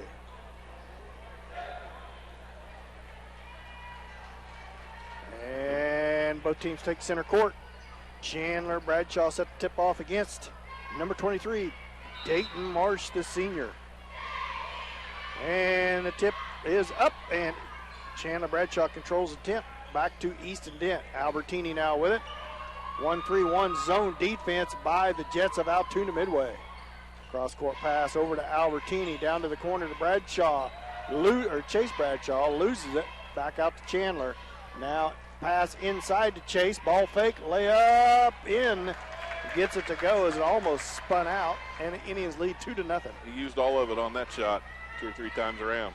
Jackson Ashmore with the basketball. Man-to-man defense applied by the Indians of St. Paul. Almost a pad pass, but saved. Goes to the corner to Ashmore. Back up top to number 15, Caden Carter. Carter feeds it back to Ashmore. Shot on the way, no good. Backside rebound, Chase Bradshaw. Feeds it ahead to Albertini. Feeds it up to Chandler Bradshaw. Baseline jump shot on the way. Good by Chandler. Chandler, that left-handed jump shot. And the Indians lead 4-0. Back down the floor comes Ashmore. Jackson Ashmore with the basketball. Against Albertini, picks up his dribble, feeds down the corner to Dayton Ashmore. And now saved in bounds back to Jackson Ashmore. Swings it around, three-point shot on the way, off, no good. Adam Albertini with the rebound. Caden Carter with a three-pointer. Albertini cross-court pass to Lemons, drives the baseline, feeds it back to Dent. Dent in traffic, turn, spin move, good. What a good move by Easton Dent. 6-0, Indians lead, 6:26 left to go in the first. Ashmore, the young sophomore, guarded by Albertini in this man-to-man defense, down to the corner to number 23, Dayton Marsh. Jump shot on the way, backside rebound knocked out of bounds. Out on Chase Bradshaw to stay with the Jets of Altoona Midway. Pretty quick pace early on here by both teams. 6:12 left to go in the first, 6-2. Indians up by 6. Caden Carter set to put the ball in play for the Jets. Looks and looks, now feeds it into the corner. Back up to Meggs. Meggs controls the dribble against Bradshaw, left wing, crosses over, cross-court pass, over to Ashmore. Now back up top to Caden Carter, shot, good feed inside to number 23, Dayton Marsh, and he scores from the right block. 5:50 left to go in the first, 6-2, Indians up by 4. Long three-point shot by Lemons, no good, backside rebound, Dent, put back good. Good offensive board by Easton Dent. And the Indians lead 8-2. Ashmore, Jackson Ashmore back down with the basketball. Guarded by Albertini. Behind the back dribble. Loses it for a second. Recovers. Feed up top to Dayton Marsh. Shot on the way, no good. Rebound to the Indians of St. Paul. Chandler with the basketball. Cross-court pass to Lemons. Lemons pull-up jump shot on the way, good. Little 15-foot jump shot right through there. Indians up to a 10-2 lead. 5:04 left to go in the first. Bread and butter shot there for Caleb Lemons, that 15-footer. Jackson Ashmore, cross-court pass over to Dayton Marsh. Marsh to Caden Carter. Floater, shot on the way, long, no good. Long rebound to Marsh, put back, off the backboard, good. Albertini back down with it, 10-4, 6-point lead for the Indians. Feed into Dent, spins with his left hand, misses it on a little bunny shot. Won't be happy about that. Now steal by Lemons, reverse layup, no good. Swatted out of bounds off of Dent and goes back to the Jets.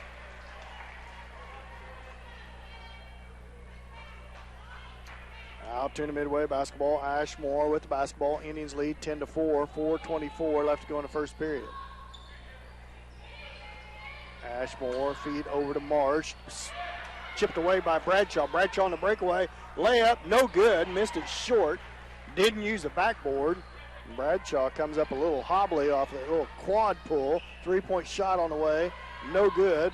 Fight by Meggs and Lemons. It's going to be a jump ball. Possession error to the Jets of Altoona Midway. Chandler holding the back of his leg. Might have stretched his hamstring out a little bit. Number 15, Caden Carter, set to put the ball in play. Hayden Smith to the scorer's table for the Indians. Comes in for Chandler. As Carter set to put the ball in play. Down at the baseline. Feed in, shot on the way. No good. Rebound. Put back, no good by number 15, Carter. Rebound comes out to the Indians. Chase Bradshaw with the basketball. Down to the corner to Smith. Back up to Bradshaw. 1-3-1 zone defense applied. And there's a steal on a bad cross-court pass by Albertini. Backdoor feed, layup, no good. Put back, good by Caden Carter. Indians up 10-6, up by 4. 3:34 left to go in the first.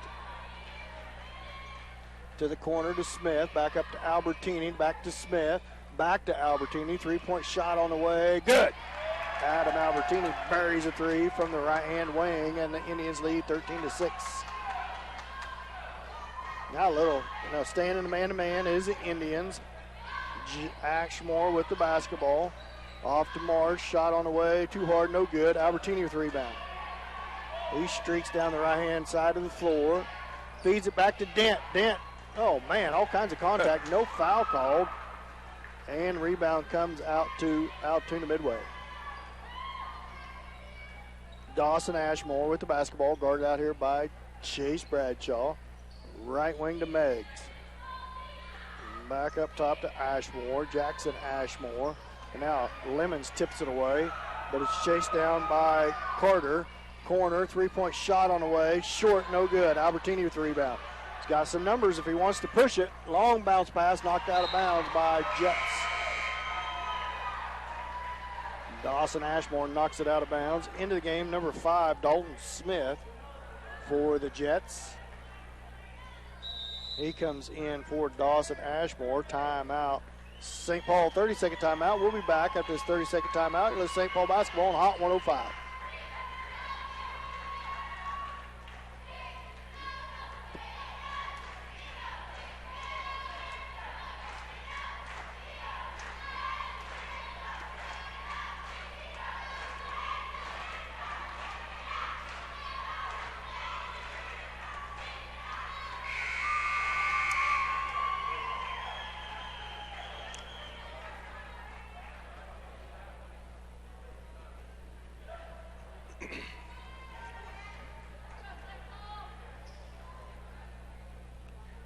Welcome back to Altoona Midway High School, where the Indian boys lead 13-6. They have possession of the basketball.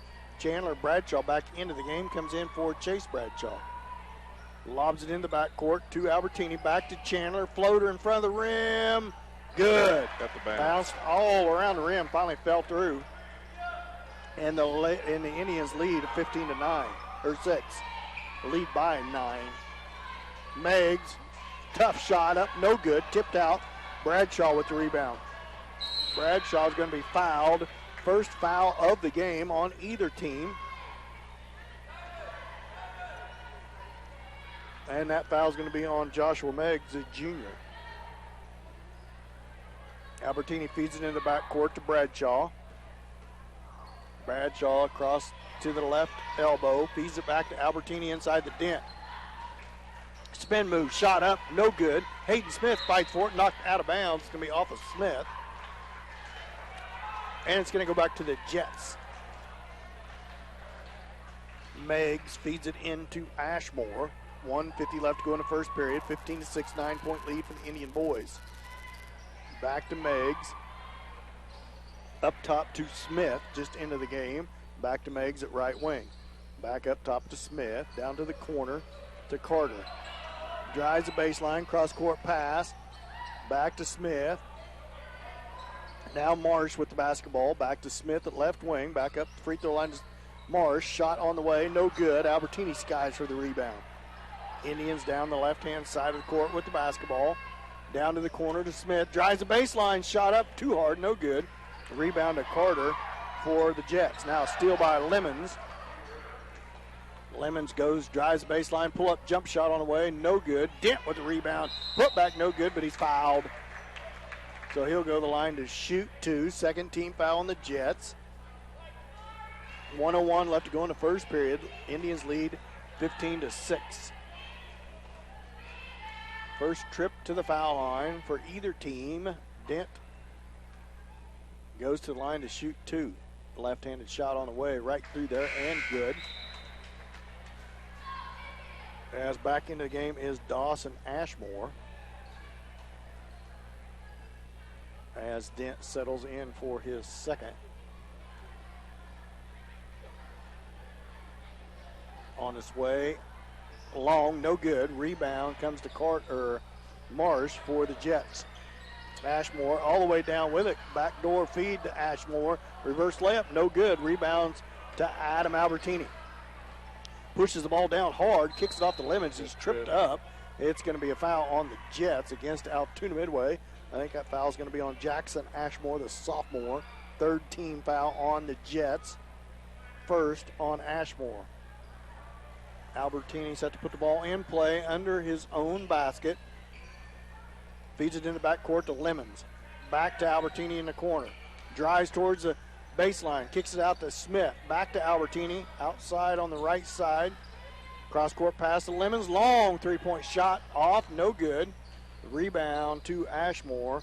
Dawson Ashmore, the senior. Lemons trying to get it dialed in from out there. 25 seconds left to go in the first. Meggs with it. Feeds it to Jackson Ashmore off to Marsh.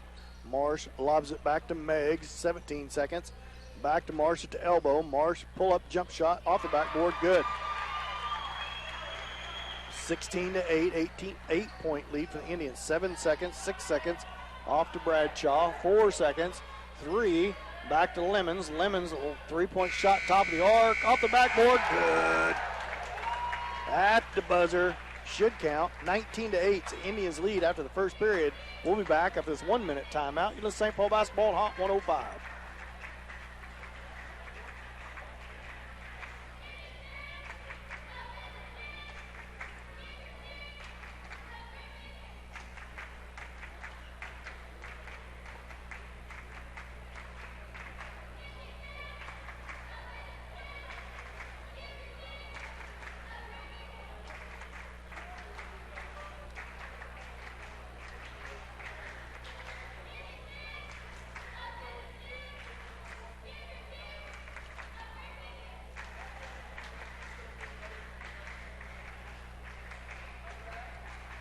Show me that picture.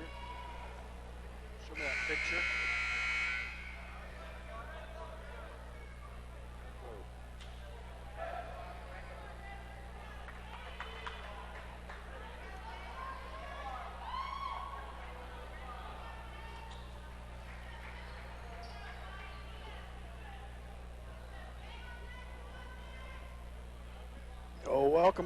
Welcome back to Altoona Midway. Start of the second period. St. Paul will have the basketball to start the second period. 7:58 left to go, just underway here in the second period. Indians lead 19-8. Chase Bradshaw at the baseline with it. Kicks it back out to Albertini. Back to Bradshaw. Back up top to Albertini. Feeds it to the free throw line to Chandler. He gets it poked away from behind. Lemons chases it down. Lemons to the right to the baseline to Smith. Back out to Lemons. Lemons into the good pass on the back door to Chase Bradshaw, and he scores on the backside. And the Indians up 21-8, 7:28 left to go here in the second. Ashmore with the basketball. Right wing over to Carter. back to Ashmore to Meggs. Meggs tries to drive against Lemons, stripped away by Lemons, but it ends up in Marsh's hands, and he's hot for the Jets with the last 2 field goals, and he scores from the elbow, and the Indians leads 21-10. Albertini to Bradshaw inside the paint, shot up, off the back iron, no good. Chase Bradshaw the rebound. Looks for some room, kicks it out to Lemons. Lemons drives in the free throw line, pull up jump shot, no good. Rebound to Carter for the Jets. 11-point lead for the Indians. Carter pushes the ball down against Bradshaw, kicks it out to Dawson Ashmore. Long 3-point shot, no good, off, and it goes back to the Indians of St. Paul. Yeah, Marsh has 8 of Altoona's 10 points. She's the hot hand. 21-10, 6:38 left to go in the second period. Lemons walks the ball towards half court with 6:33 left to go in the first half. Chase Bradshaw drives the baseline, kicks it back out to Albertini to Smith. Smith pull up jump shot off the backboard, too hard, no good. Carter with the rebound. Jets, Ashmore, Dawson Ashmore brings it down, kicks it to Jackson Ashmore, shot on the way, no good. Chase Bradshaw with the rebound. Albertini now with it. Cross court pass to Chandler Bradshaw. Back up top to Lemons. Lemons to his left, back to Albertini, to the corner to Chase. 3-pointer on the way, long. Smith with the putback, no good, but he's fouled. He'll go line to shoot 2. He's fouled by Meggs. 4th team foul on Altoona Midway. We're 5:53 into the second quarter, Mike, and the first thing sticks out to me is no team fouls on Indians. Yeah, that's one thing, and only 3 on Altoona. That's the reason the first quarter seemed like it went really fast too, Dan, and I think we're going to see that continue here. It's a fast-paced game. Altoona not afraid to bring the ball down and put the pressure on. Hayden Smith at the free throw line to shoot 2. Been on and off from that free throw line, and he misses the first as Smith this year. Number 40 checks into the game. Connor Hogaton, a sophomore, as well as Smith, checks back in for the Jets. Altoona Midway, 4 seniors on the roster. Smith's second free throw, high arcing free throw, no good, off the side iron. Rebound comes out to Altoona Midway. Jackson Ashmore kicks it out to Dawson Ashmore to Carter. Carter all the way in, layup no good. Chandler Bradshaw the rebound. For the Indians, Bradshaw pushes it down to Lemons. Lemons now pulls up for a 3, in and out, no good. Hogaton pokes it back out to Ashmore, feeds it to Smith. Smith in the lane, shot no good, but put back good by Carter. 21-12. 9-point lead for the Indians. 5:18 left to go here in the first half. Lemons back to Albertini, to the corner to Smith. Pass into Bradshaw. Good shot in front of the rim, and up and over the rim it goes, and they score. They have a hard time stopping Chandler Bradshaw inside 6 feet like that. Ashmore back down with the basketball. Lead it back up to 11 by the Indians. Dawson Ashmore gets past Chase Bradshaw. Shots no good. Hayden Smith with the rebound. Swatted out of bounds by, looks like it was out on Hogaton, but he's going to call it out on Caleb Lemons. Hayden Smith out of the game. Easton Dent back in. Altoona Midway basketball under their own rim. Carter set to put it in play. Looks, Standing out oh, there. he did that. But he threw it to himself as he started to inbounds it. Seen it Indy standing in the way, and he caught it before it went inbounds and then re-entered the pass. Shot put up was no good after the inbounds, and Indians with a rebound. I don't see that very often. Cross court pass to Albertini, pull up jump shot, short, no good. Gets his own rebound. Put back, no good, but he's fouled, and he'll go line to shoot 2. 4:25 left to go in the second period. 23-12. 11-point lead for the Indian boys.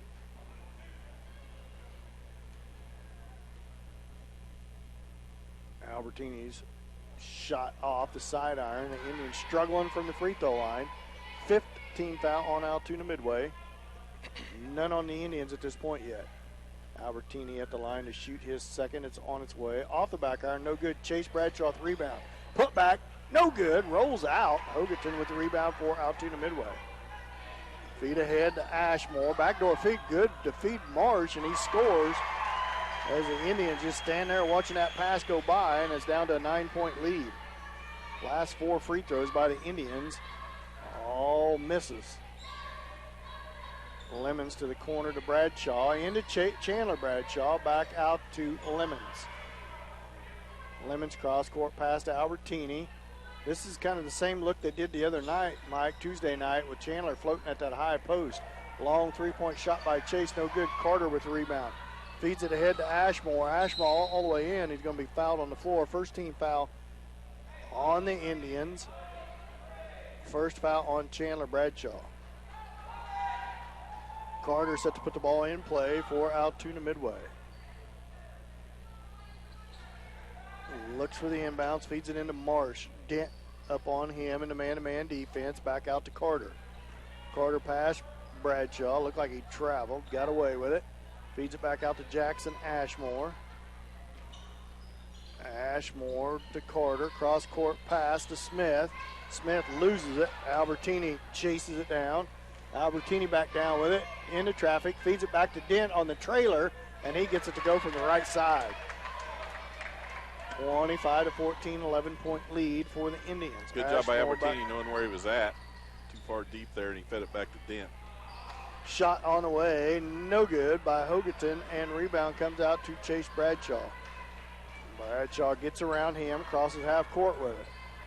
Feeds it up top to Albertini. 3-point shot on the way, good. Adam Albertini, 2 for 2 from outside the arc, and he gives the Indians a 14-point lead, 28-14. Timeout, Coach Almond, full timeout. We'll be back after this 1-minute timeout. You're going to St. Paul basketball on Hot 105.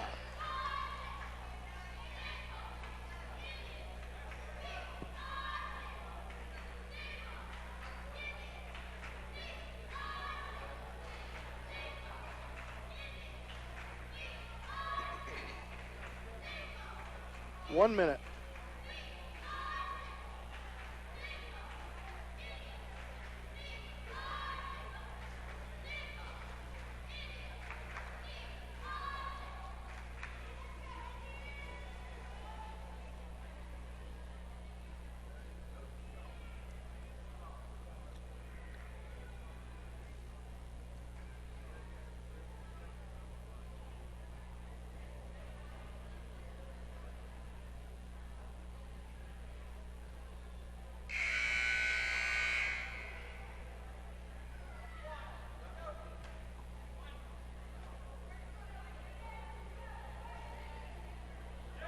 Welcome back. I think 28-14, 14-point lead for the Indian boys here. Coming out of timeout by Coach Almond and Altoona Midway. Altoona Midway basketball. Carter set to put it in play. Feeds it in the backcourt to Ashmore. Ashmore to Smith. Back up to Ashmore. Jackson Ashmore. Cross court. 3-point shot on the way by Marsh. In and out. No good. Long rebound. Chased down by the Indians of St. Paul. Bradshaw pushes the ball up the floor. Corner to Albertini.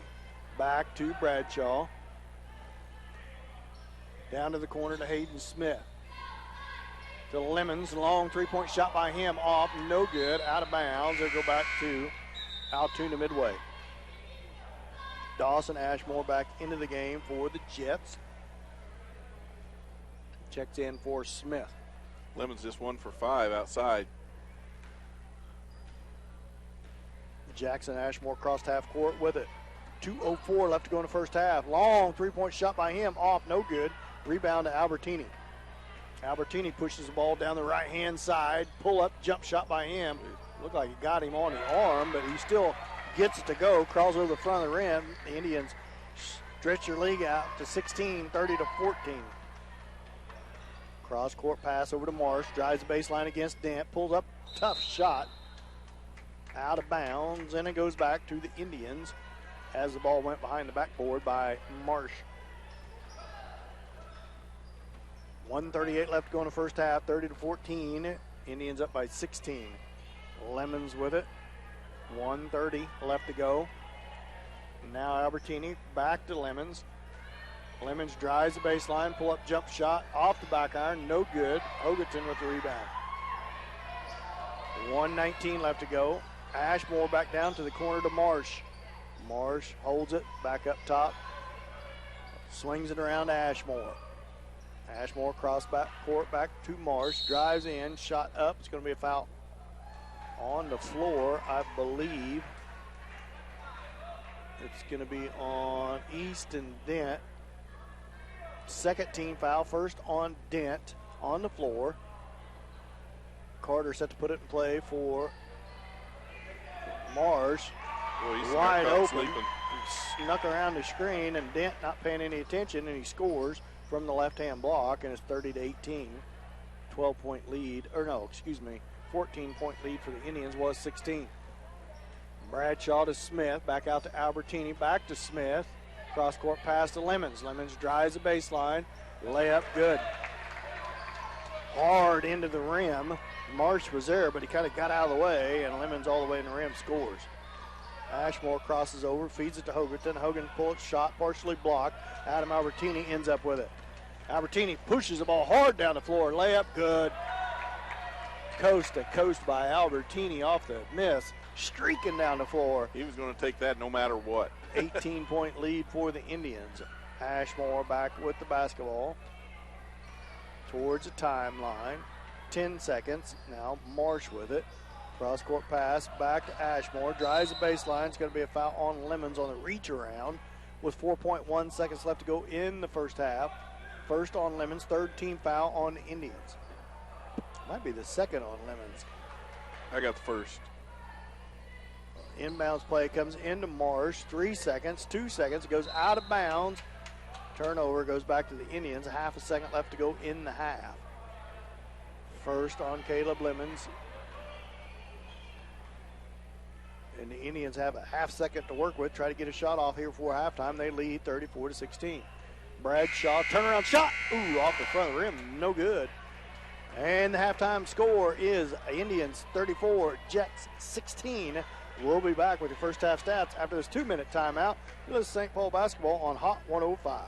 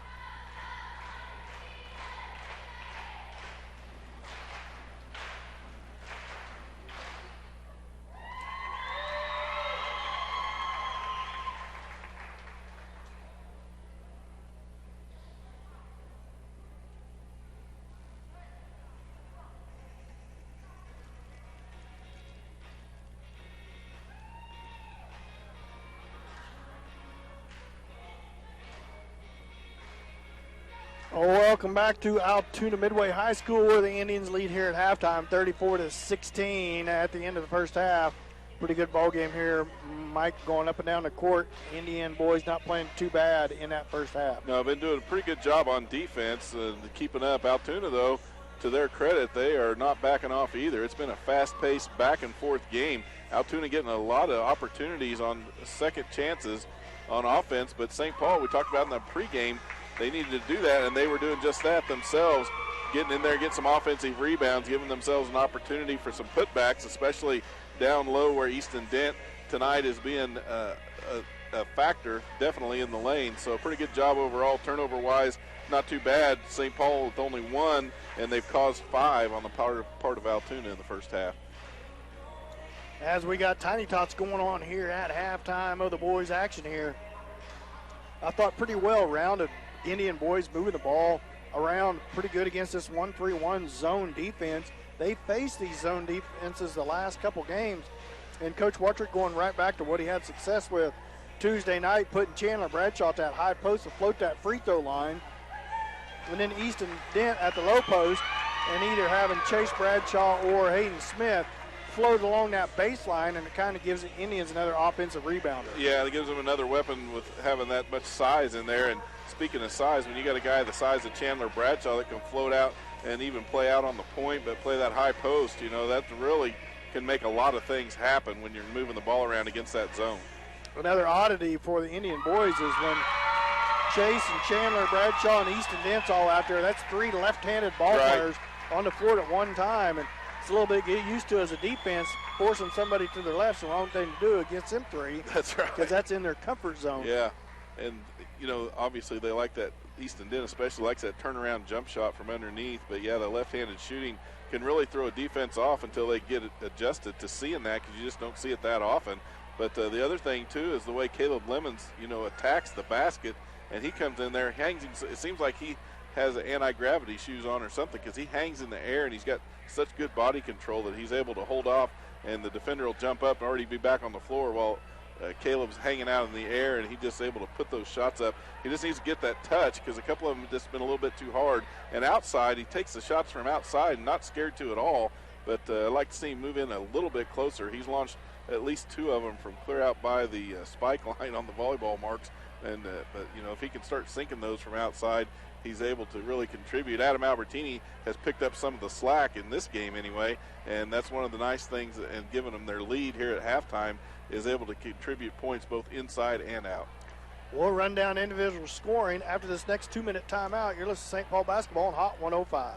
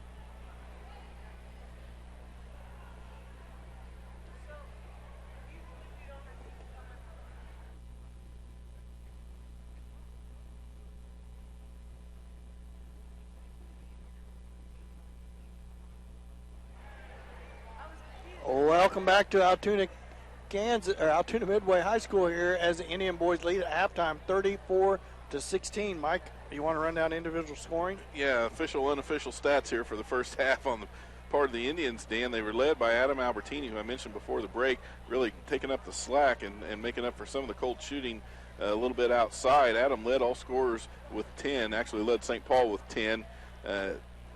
Both Easton Dent and Caleb Lemons kicked in 7 apiece, and Chandler Bradshaw had 6, Chase Bradshaw with 4. Individual-wise, speaking of Adam Albertini, he was 2 of 3 from inside 2-point range and 2 of 2 perfect outside, able to make 6 points from three-point land. Where Adam struggled, though, was at the free throw line. He was 0 for 2.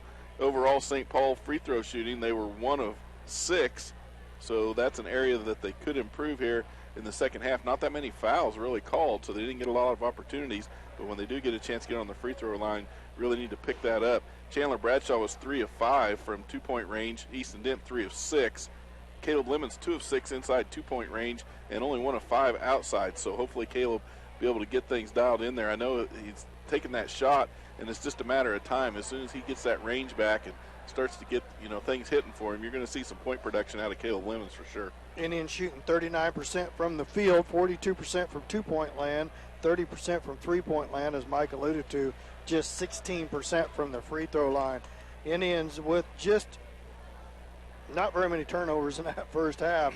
23 rebounds, 14 defensively, 9 offensively, so good job on the boards by the Indians, both offensively and defensively. Yeah. So pretty good half put together by all the Indian squad. Yeah, and Altoona, just mentioned that, 34-16 here at half, and Altoona's 16 points all came from 2 players. Marsh had 12. He's the one that led all scorers in the game, and Carter kicked in 4 for the total of 16 for Altoona. 4:36 left to go before we get the second half underway. We'll be back with your second half after this next 2-minute timeout. You're listening to St. Paul Basketball on Hot 105.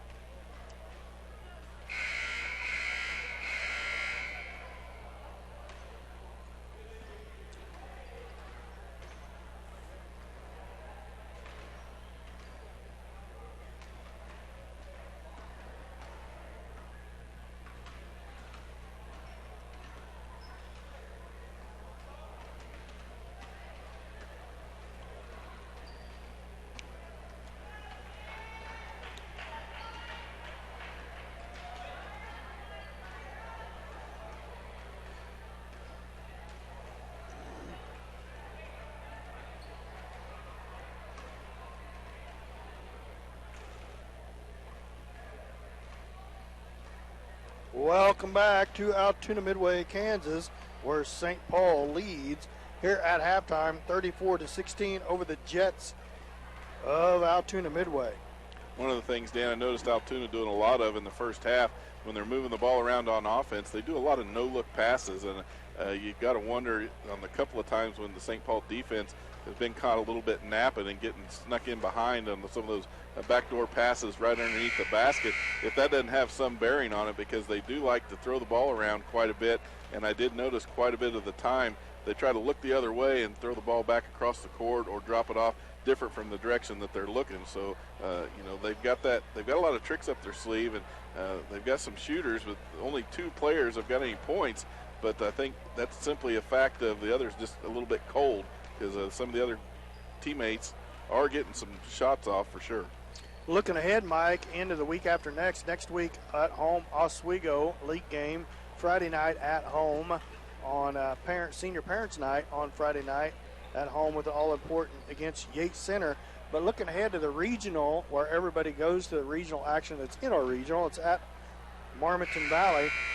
St. Paul, Buffalo, Altoona Midway, Colony Crest, Oswego, Chitopa, Leroy, Southern Coffee County, and Moran, Marmaton Valley. So the Indians will have a chance to make their way through regional play. The top 2 out of each regional advances to a sub-state at either Emporia or El Dorado. Yeah, still a lot of close to the end of the league play, but still a lot of basketball to be played.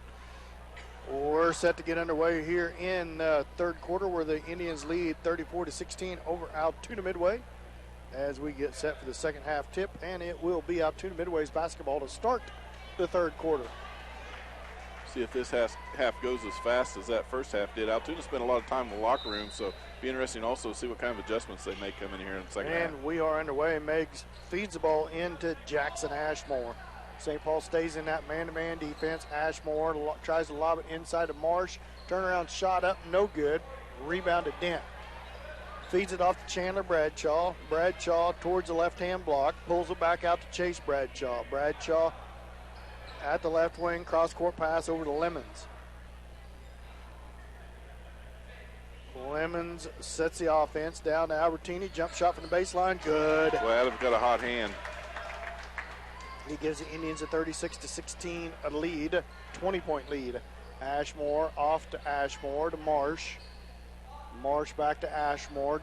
Jackson Ashmore. Cross-court pass to Carter. Lob inside, stolen away by Easton Dent. Dent right down the floor. Now he slows things up. Feeds it back to Bradshaw as they set the offense over to Lemons. Lemons with the basketball down to the corner to Dent.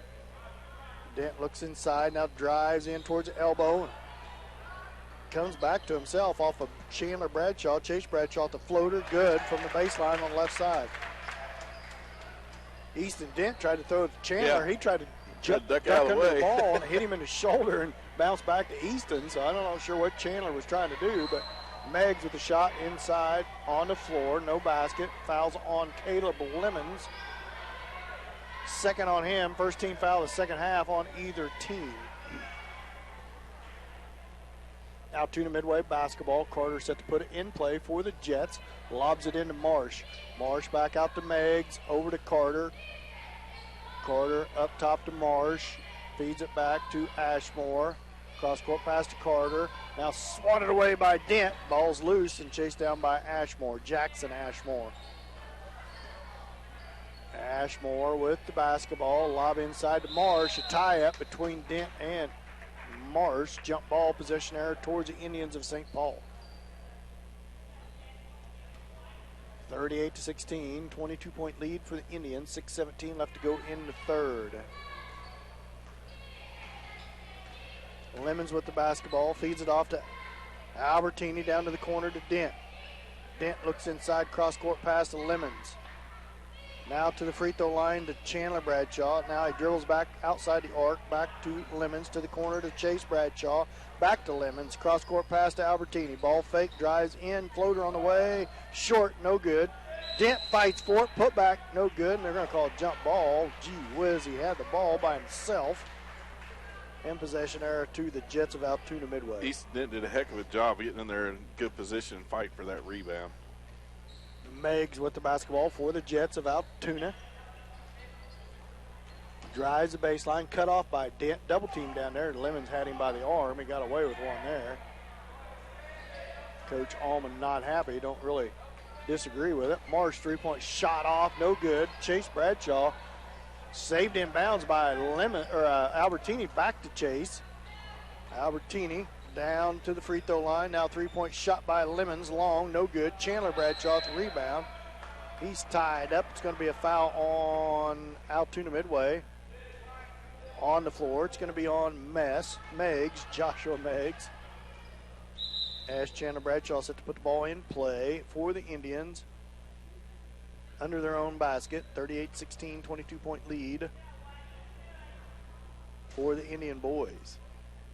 Bradshaw out to Albertini, back into Chandler Bradshaw, right in front of the rim, had to double clutch it, got it hung up down by his hip, misses, rebound comes out to Ashmore. Dawson Ashmore. Jackson Ashmore with it. Dawson, three-point shot, good, as Jackson Ashmore kicked it out to Dawson Ashmore, and he buries a three, and it's 38-19. Bradshaw feeds it up top to Albertini. Altoona Midway stays in this 1-3-1 zone defense. Albertini feeds it to Dent. Dent around the screen, jump shot on the way, no good. Ball's loose, swatted out of bounds, saved in by Dent, but it goes to Marsh. Marsh back to Carter. Carter all the way in the lane, floater on the way, no good. Rebound to Lemons. 1-on-3, Lemons down with it, dribbles back out. Cross-court pass to Dent, and back to Albertini to Dent. Dent drives the baseline, spins, a shot in front of the rim, no good. That's going to be a foul on Easton Dent. And that's going to be the second team foul on the Indians. And the first on Dent. Second on Dent. Second on Dent. It'll go back to Altoona Midway for 11 left to go in the third. 38-19, 19-point lead for the Indians. One of the other things to watch when Dent shoots, he's always following his shot. He gets in there, and as soon as it goes up, he's headed for the basket to try and help himself out when it comes out. Hayden Smith into the ball game to give Easton a little breather. Dawson Ashmore with the ball, feeds it back to Jackson Ashmore. Cross-court pass, almost stolen away. Gets to Smith, who's into the game for Altoona Midway.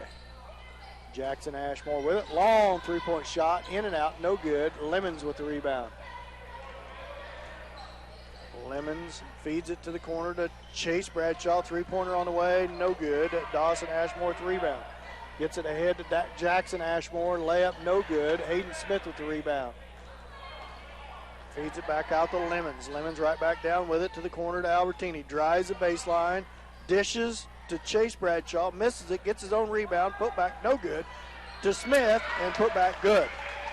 Good work on the glass by the Indian boys with second chance opportunities, and Hayden Smith finally gets it to go. 40-19, 21-point lead for the Indians. Dawson Ashmore with it, looks inside, feeds it up top to Smith. Bounce pass inside to Meggs, back out to Ashmore, shot up to Carter. Shot's no good, but he's fouled. He'll go to the line to shoot two. Caden Carter at the line to shoot two for the Jets. 3:03 left to go in the third. Indians lead 40-19. First free throw off the back iron, no good. Subbing into the game's number 23 for Altoona Midway, Dayton Marsh.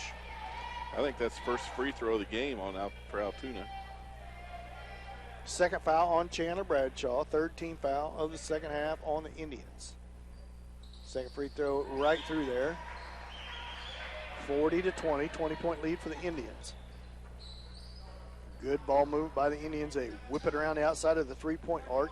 Adam Albertini with the basketball. Dribbles to his right, pull up, jump shot, long one, no good. No rebounders in there for the Indians. Meggs with the rebound.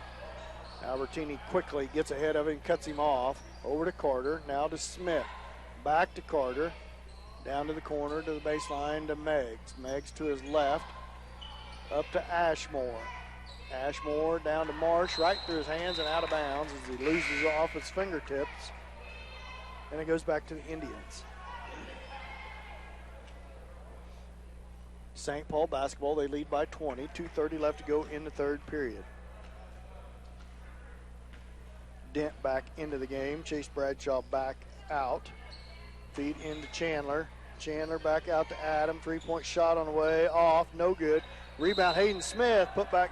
No good, but he's fouled. Hayden will go to the line to shoot two. Second team foul on the Jets. That's fourth on Meggs. And the fourth on Joshua Meggs of the Jets. Hayden at the line to shoot two. First one is on its way. High arcing shot off the back iron, no good.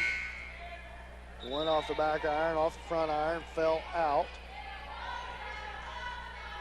Hayden has had his struggles from the free throw line this year as he settles in for his second. Second free throw on its way and right through there and good. Smooth like butter. 2:13 left to go in the third. 41-20, 21-point lead. Now a little trap defense by the Indians. Marsh in the corner with it. Cross-court pass over to Carter. Feed inside to Hogerton, who's in the game. Misses it. Dent with a rebound. Feeds it ahead to Chandler Bradshaw. Bradshaw pull-up jump shot, quick shot, and he buries it. 43-20, 23-point lead on the Indians.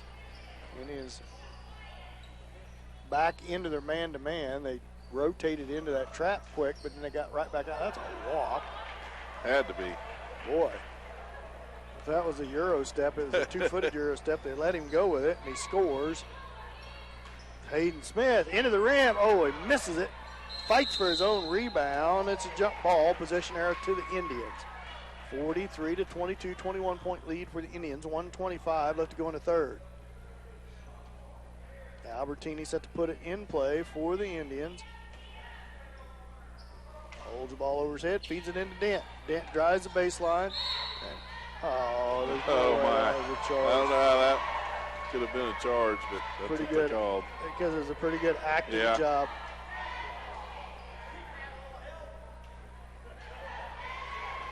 A charge on Diskin is his third, 14 foul. Back to Altoona Midway. Ashmore, that's a carry, got away with it. Feeds it off to Smith. Smith over to Carter. Carter lobs it into Hogerton. Shot up and in as he gets it to go.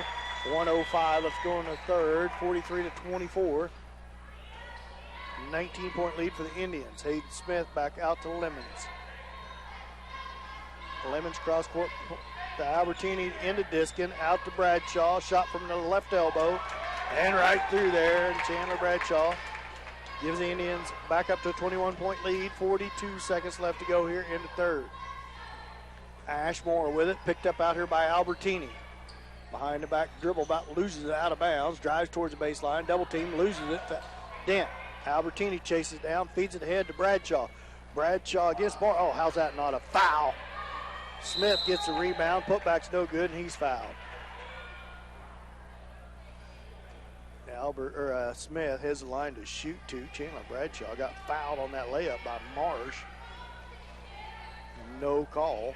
23.3 seconds left to go in the third. 45-24, 21-point lead for the Indians. Smith's first free throw on its way right through there and good. Into the game is Dawson Ashmore for the Jets. And for the Indians, Chase Bradshaw. Bradshaw as well as Austin O'Hara checks into the game. Adam Albertini going to come out with a quick blow, and so is Caleb Lemons.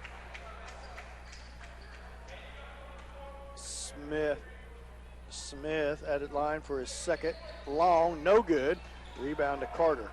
21 seconds. Cross-court pass over to Marsh. Quick three-point shot. Short, no good. Rebound to Marsh. Shot up, no good. Chandler Bradshaw with rebound. 10 seconds, 9 seconds.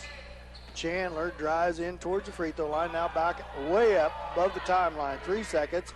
2, pull up, jump shot from the free throw line, and he gets it to go.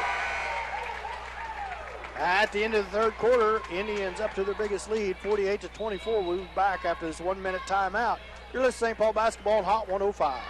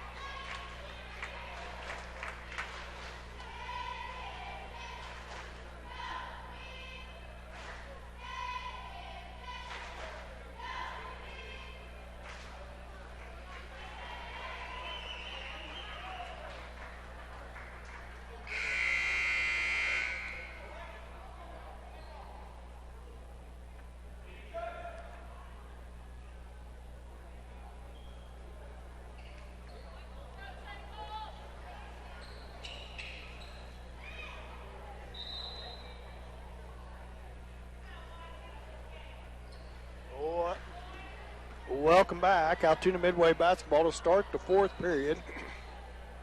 Indians up by 24, 48 to 24. Ashmore with the basketball against Albertini. Jump shot up on the way, gets it to go. Falls over the front of the rim. Lead back down to 22 for the Indians. Lemons with the basketball. Drives past one defender, kicks it back out to Bradshaw. Three-pointer on the way. Banks it. And he banked her home. And the lead up to 51-26. Ashmore back down with it. Floater on the way, too hard. Rebound to Chase Bradshaw. Bradshaw brings the ball back across half court. Chase Bradshaw over to Lemons. Lemons holds the ball over his head. Up to Chase Bradshaw, into Chandler, out to Albertini. Three-pointer on the way. Off the back iron, no good. Rebound comes out to Dent. Marsh tries to get another acting job foul. Can't get it. Dent gets the rebound, puts it back up and in, and he's fouled. Easton Dent goes back to the line for the and one. Second foul on number 23. No, it's 15, Carter. Oh, excuse me, Carter. They just got it up on the board. 14th foul on the Jets, second on Carter. Meggs back into the game for Smith for the Jets. 53-26. Dent settles into the line. Off, no good. Marsh with the rebound, feeds it back to Carter. Carter heaves it ahead to Meggs. Meggs drives the baseline. Floater on the way, no good. Albertini fights for it, but he ends up in Chase Bradshaw's hands. Bradshaw down the right side, cross-court pass to Lemons. Down to the corner to Dent. Back out to Lemons. Lemons thought about the three, drives the baseline, pull-up jump shot, good. 6:30 left to go in the game. 55-26, Indians lead by 29. Meggs with it, off to Ashmore. Ashmore lobs it inside back to Meggs, kicks it back out to Ashmore. Jackson Ashmore with it. Dent picks him up, lobs it inside, give and go. Tipped away, stolen by Chase Bradshaw. Bradshaw slows things up, sets up the half-court offense. Chandler down to the corner to Adam Albertini, back to Chandler. Jump shot on the way, short, no good. Ashmore with the basketball, off the rebound. Ball fake, drives in towards free throw line, kicks it out to Dawson Ashmore to Meggs, 3-point. That's a two. That was a two, yeah. No good. Adam Albertini with the rebound. He's chasing it down hard, and that's going to be a foul on Marsh. And it's going to stay with the Indians. Good hustle by both Albertini and Marsh. Third foul on Marsh. 15th foul on the Jets. Hayden Smith back into the game for the Indians. He checks in for Chandler Bradshaw. Smith, corner with it, feeds it to Dent. Dent, cross court, down to the corner, Chase Bradshaw, back to Albertini. Oh, no look pass to Smith. Kicks it back out to Chase Bradshaw, and he loses it. Ball's loose on the floor. Meggs comes out there with it, feeds it to Ashmore. Shot no good. Hayden Smith with the rebound. Rifles it ahead to Lemons. Lemons crosses over, pulls it back out. And that's going to be a foul on Joshua Meggs. He just fouled out of the ball game, I think. Yep. Oh, no, it's going to be on Lemons. What? I call that foul on Caleb Larry had him Lemons. marked down the other way. I guess shows what I know. Third foul on Lemons. 15 foul on the Indians. Didn't see that one. I thought Meggs had just fouled out of the game as Lemons was. And there's a Dent swats it out of the lane, but it ends up back in Ashmore's hands. Meggs with it now. Down to the corner to Ashmore. Back up top. Swings it around to Carter. Carter, cross-court pass to Ashmore. Ashmore up top to Meggs. Meggs to the free throw line. Shot on its way and good. Good shot by Marsh. 55-28, 4:46 left to go in the game. Albertini with the basketball for the Indians. Cross-court pass back to Lemons, down to the corner to Chase Bradshaw. Floater on the way, long, no good. Hayden Smith with the rebound, no good on the shot, knocked out of bounds. It'll be off of Altoona Midway, and it'll stay with the Indians. Chandler Bradshaw checks into the game for Adam Albertini to give him a rare breather. St. Paul basketball under their own rim. Chase Bradshaw set to put the ball in play for the Indians. 4:29 left to go in the game. 55-28. Indians lead big. Off to Chandler Bradshaw. Down to the corner to Lemons. Lemons at the left wing. Cross-court pass over to Chase. Down to Hayden Smith. Shot up, no good. Rebound comes out to Marsh for the Jets, or Ashmore for the Jets. Feet ahead. Three-point shot by Ashmore on the way. No good. Tipped around. Meggs with the rebound. Put back is good, and he's fouled by Smith. Indians not able to box out. Lead cut down to 55-30. 25-point lead.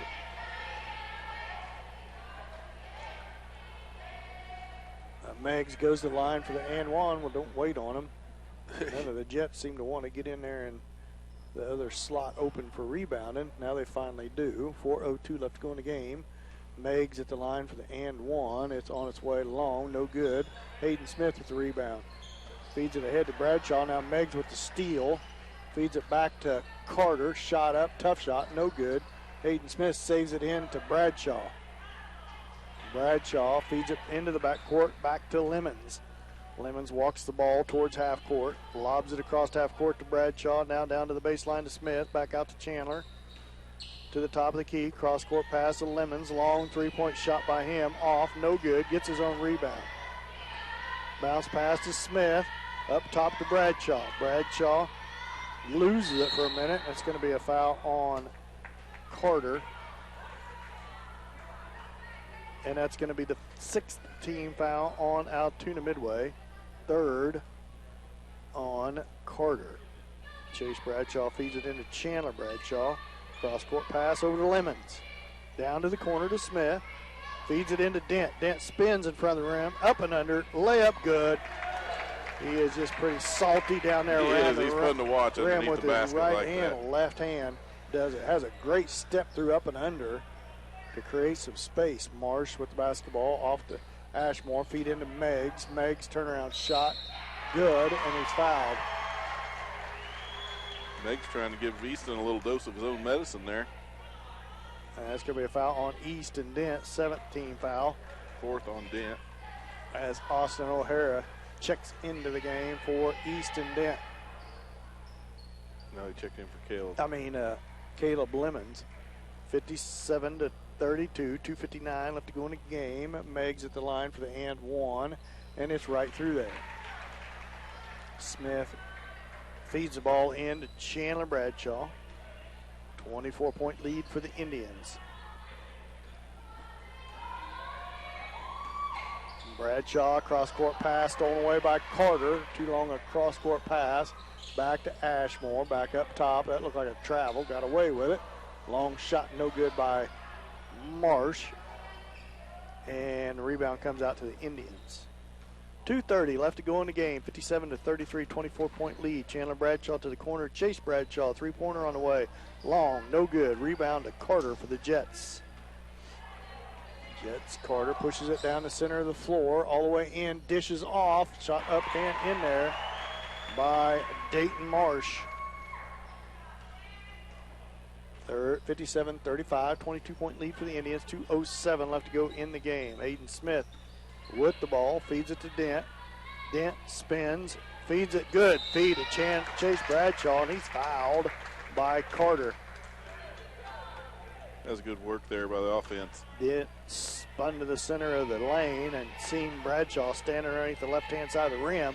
Fed it to him, and Bradshaw's fouled. Hayden Smith checks back into the game Adam Albertini checks back into the game for Easton Dent.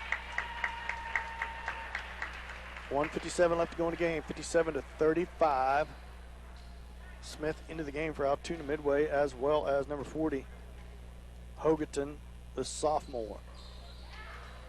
Free throw up and in there, and now 4 subs to the end of the game for the Indians. Landon Beechner, Peyton Norris, Vincent Smith, and Kaiser Watcher stay on the floor with Austin O'Hara. Good game by the varsity boys to stay undefeated in league play. 1:53 left to go in the game. Indians up by 23. Shot on the way, no good. Kaiser Wattrick skies for the rebound. Gets it knocked out of his hands. It's going to go off of Kaiser, back out of bounds, and stay with Altoona Midway. Landon don't know who he has. No. Still doesn't know. He's got 40. With the basketball. Shot up, no good. Vincent Smith with the rebound. Kaiser Watrick pushes the ball back ahead to Norris. Norris's shot up and in there. Ashmore back down with the basketball for the Jets. Crosses over into the lane. Up and under shot, no good. Meggs with the rebound. He gets it swatted away by Norris. He's fouled. He goes to the line to shoot 2. Peyton Norris, man on a mission in there.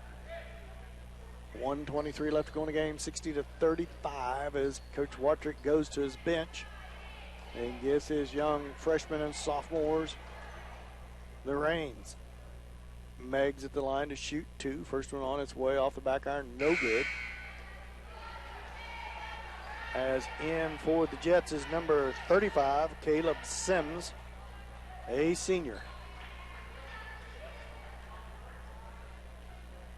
Meggs at the line for his second. On its way, and gets it to crawl over the front of the rim. I started to say short, but it crawled over the rim. Zeke Roby, a sophomore, into the game for the Jets as Meggs exits the game. 60-36, 24-point lead for the Indians. 1:23 left to go in the game. Watrick crosses against half court, kicks it off to Beechner. Beechner to his left, off to Vincent Smith. Smith, cross-court pass to Watrick. Watrick bounce pass inside to O'Hara. Tough turnaround shot, no good. Norris with the rebound, and putback is good. Smith back down with the basketball for the Jets. Picked up in the man-to-man. Vincent Smith covers up Johnson, who's into the game. Now a steal by Norris. Norris on the breakaway down the left-hand side. Left-hand layup, no good. Austin O'Hara, putback, good. 64-36, 40 seconds left to go in the game. Indians back up to a 28-point lead. 30 seconds left. This is Roby with the basketball. Up to Sims. Hogaton, shot up, good, off the backboard against Norris. Landon Beechner with the basketball, 14 seconds left. 10 seconds, Vincent Smith with it, drives towards the elbow, cross-court pass to Watrick. Sets his feet, three-point shot, off the back iron, no good. Rebound to the Jets, 2-1, and that's going to be the ball game. And the Indian boys are going to come out with a 64-38 victory against the Jets of Altoona Midway. We'll be back with your final game stats after this 2-minute timeout. You're listening to St. Paul Basketball, Hot 105.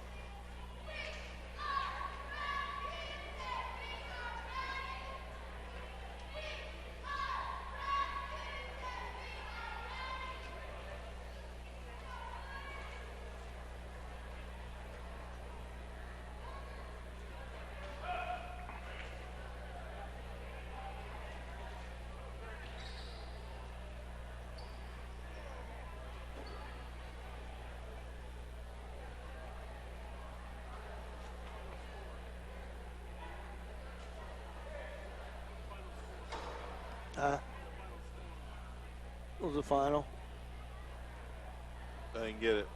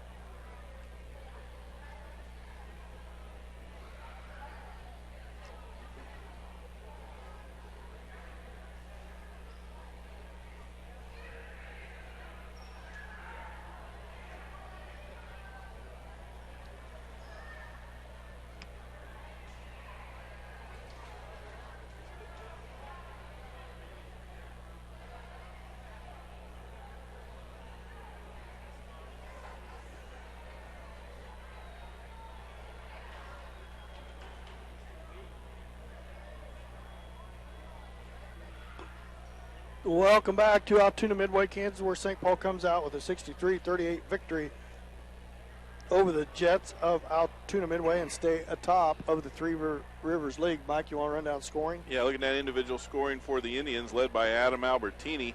Adam came in with 12 points on the night, followed closely, though, by Easton Dent, who had 11. And check that, Chandler Bradshaw. I just saw that down farther on the list.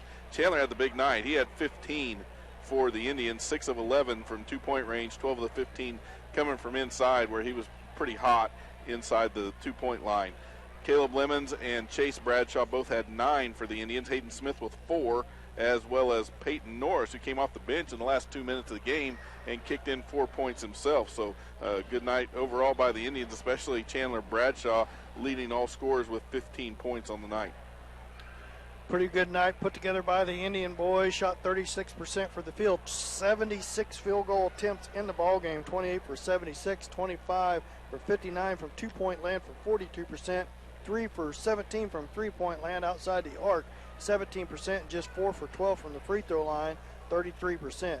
Indians had 47 rebounds on the night, 28 defensively, 19 offensively. That's pretty good. So pretty good stat line for the Indians. They need to improve that shooting outside the arc. Yeah. To get their sharpshooters lined up from the outside. Next week, ball games Tuesday night at home, Oswego at Billy Fager Fieldhouse in St. Paul. And then Friday night, last game of the regular season in Billy Fager Fieldhouse versus Yates Center, and it's senior parents night. Friday night, come out and enjoy a lot of basketball in Billy Fager Fieldhouse Tuesday and Friday night and support the Indians. Be good to get back home. Have a fun week next week. I want to thank Mark back in the studio. Thank for Mike for sitting back in tonight, getting back up off the road and flying into Joplin and running to my house and flying over to Altoona Midway to help me call this game here. And thank Mark back in the studio. Join us next Tuesday night about 5:50. You've been listening to St. Paul Indian Basketball on Hot 105. Thanks, Mark. Thank you, Mark.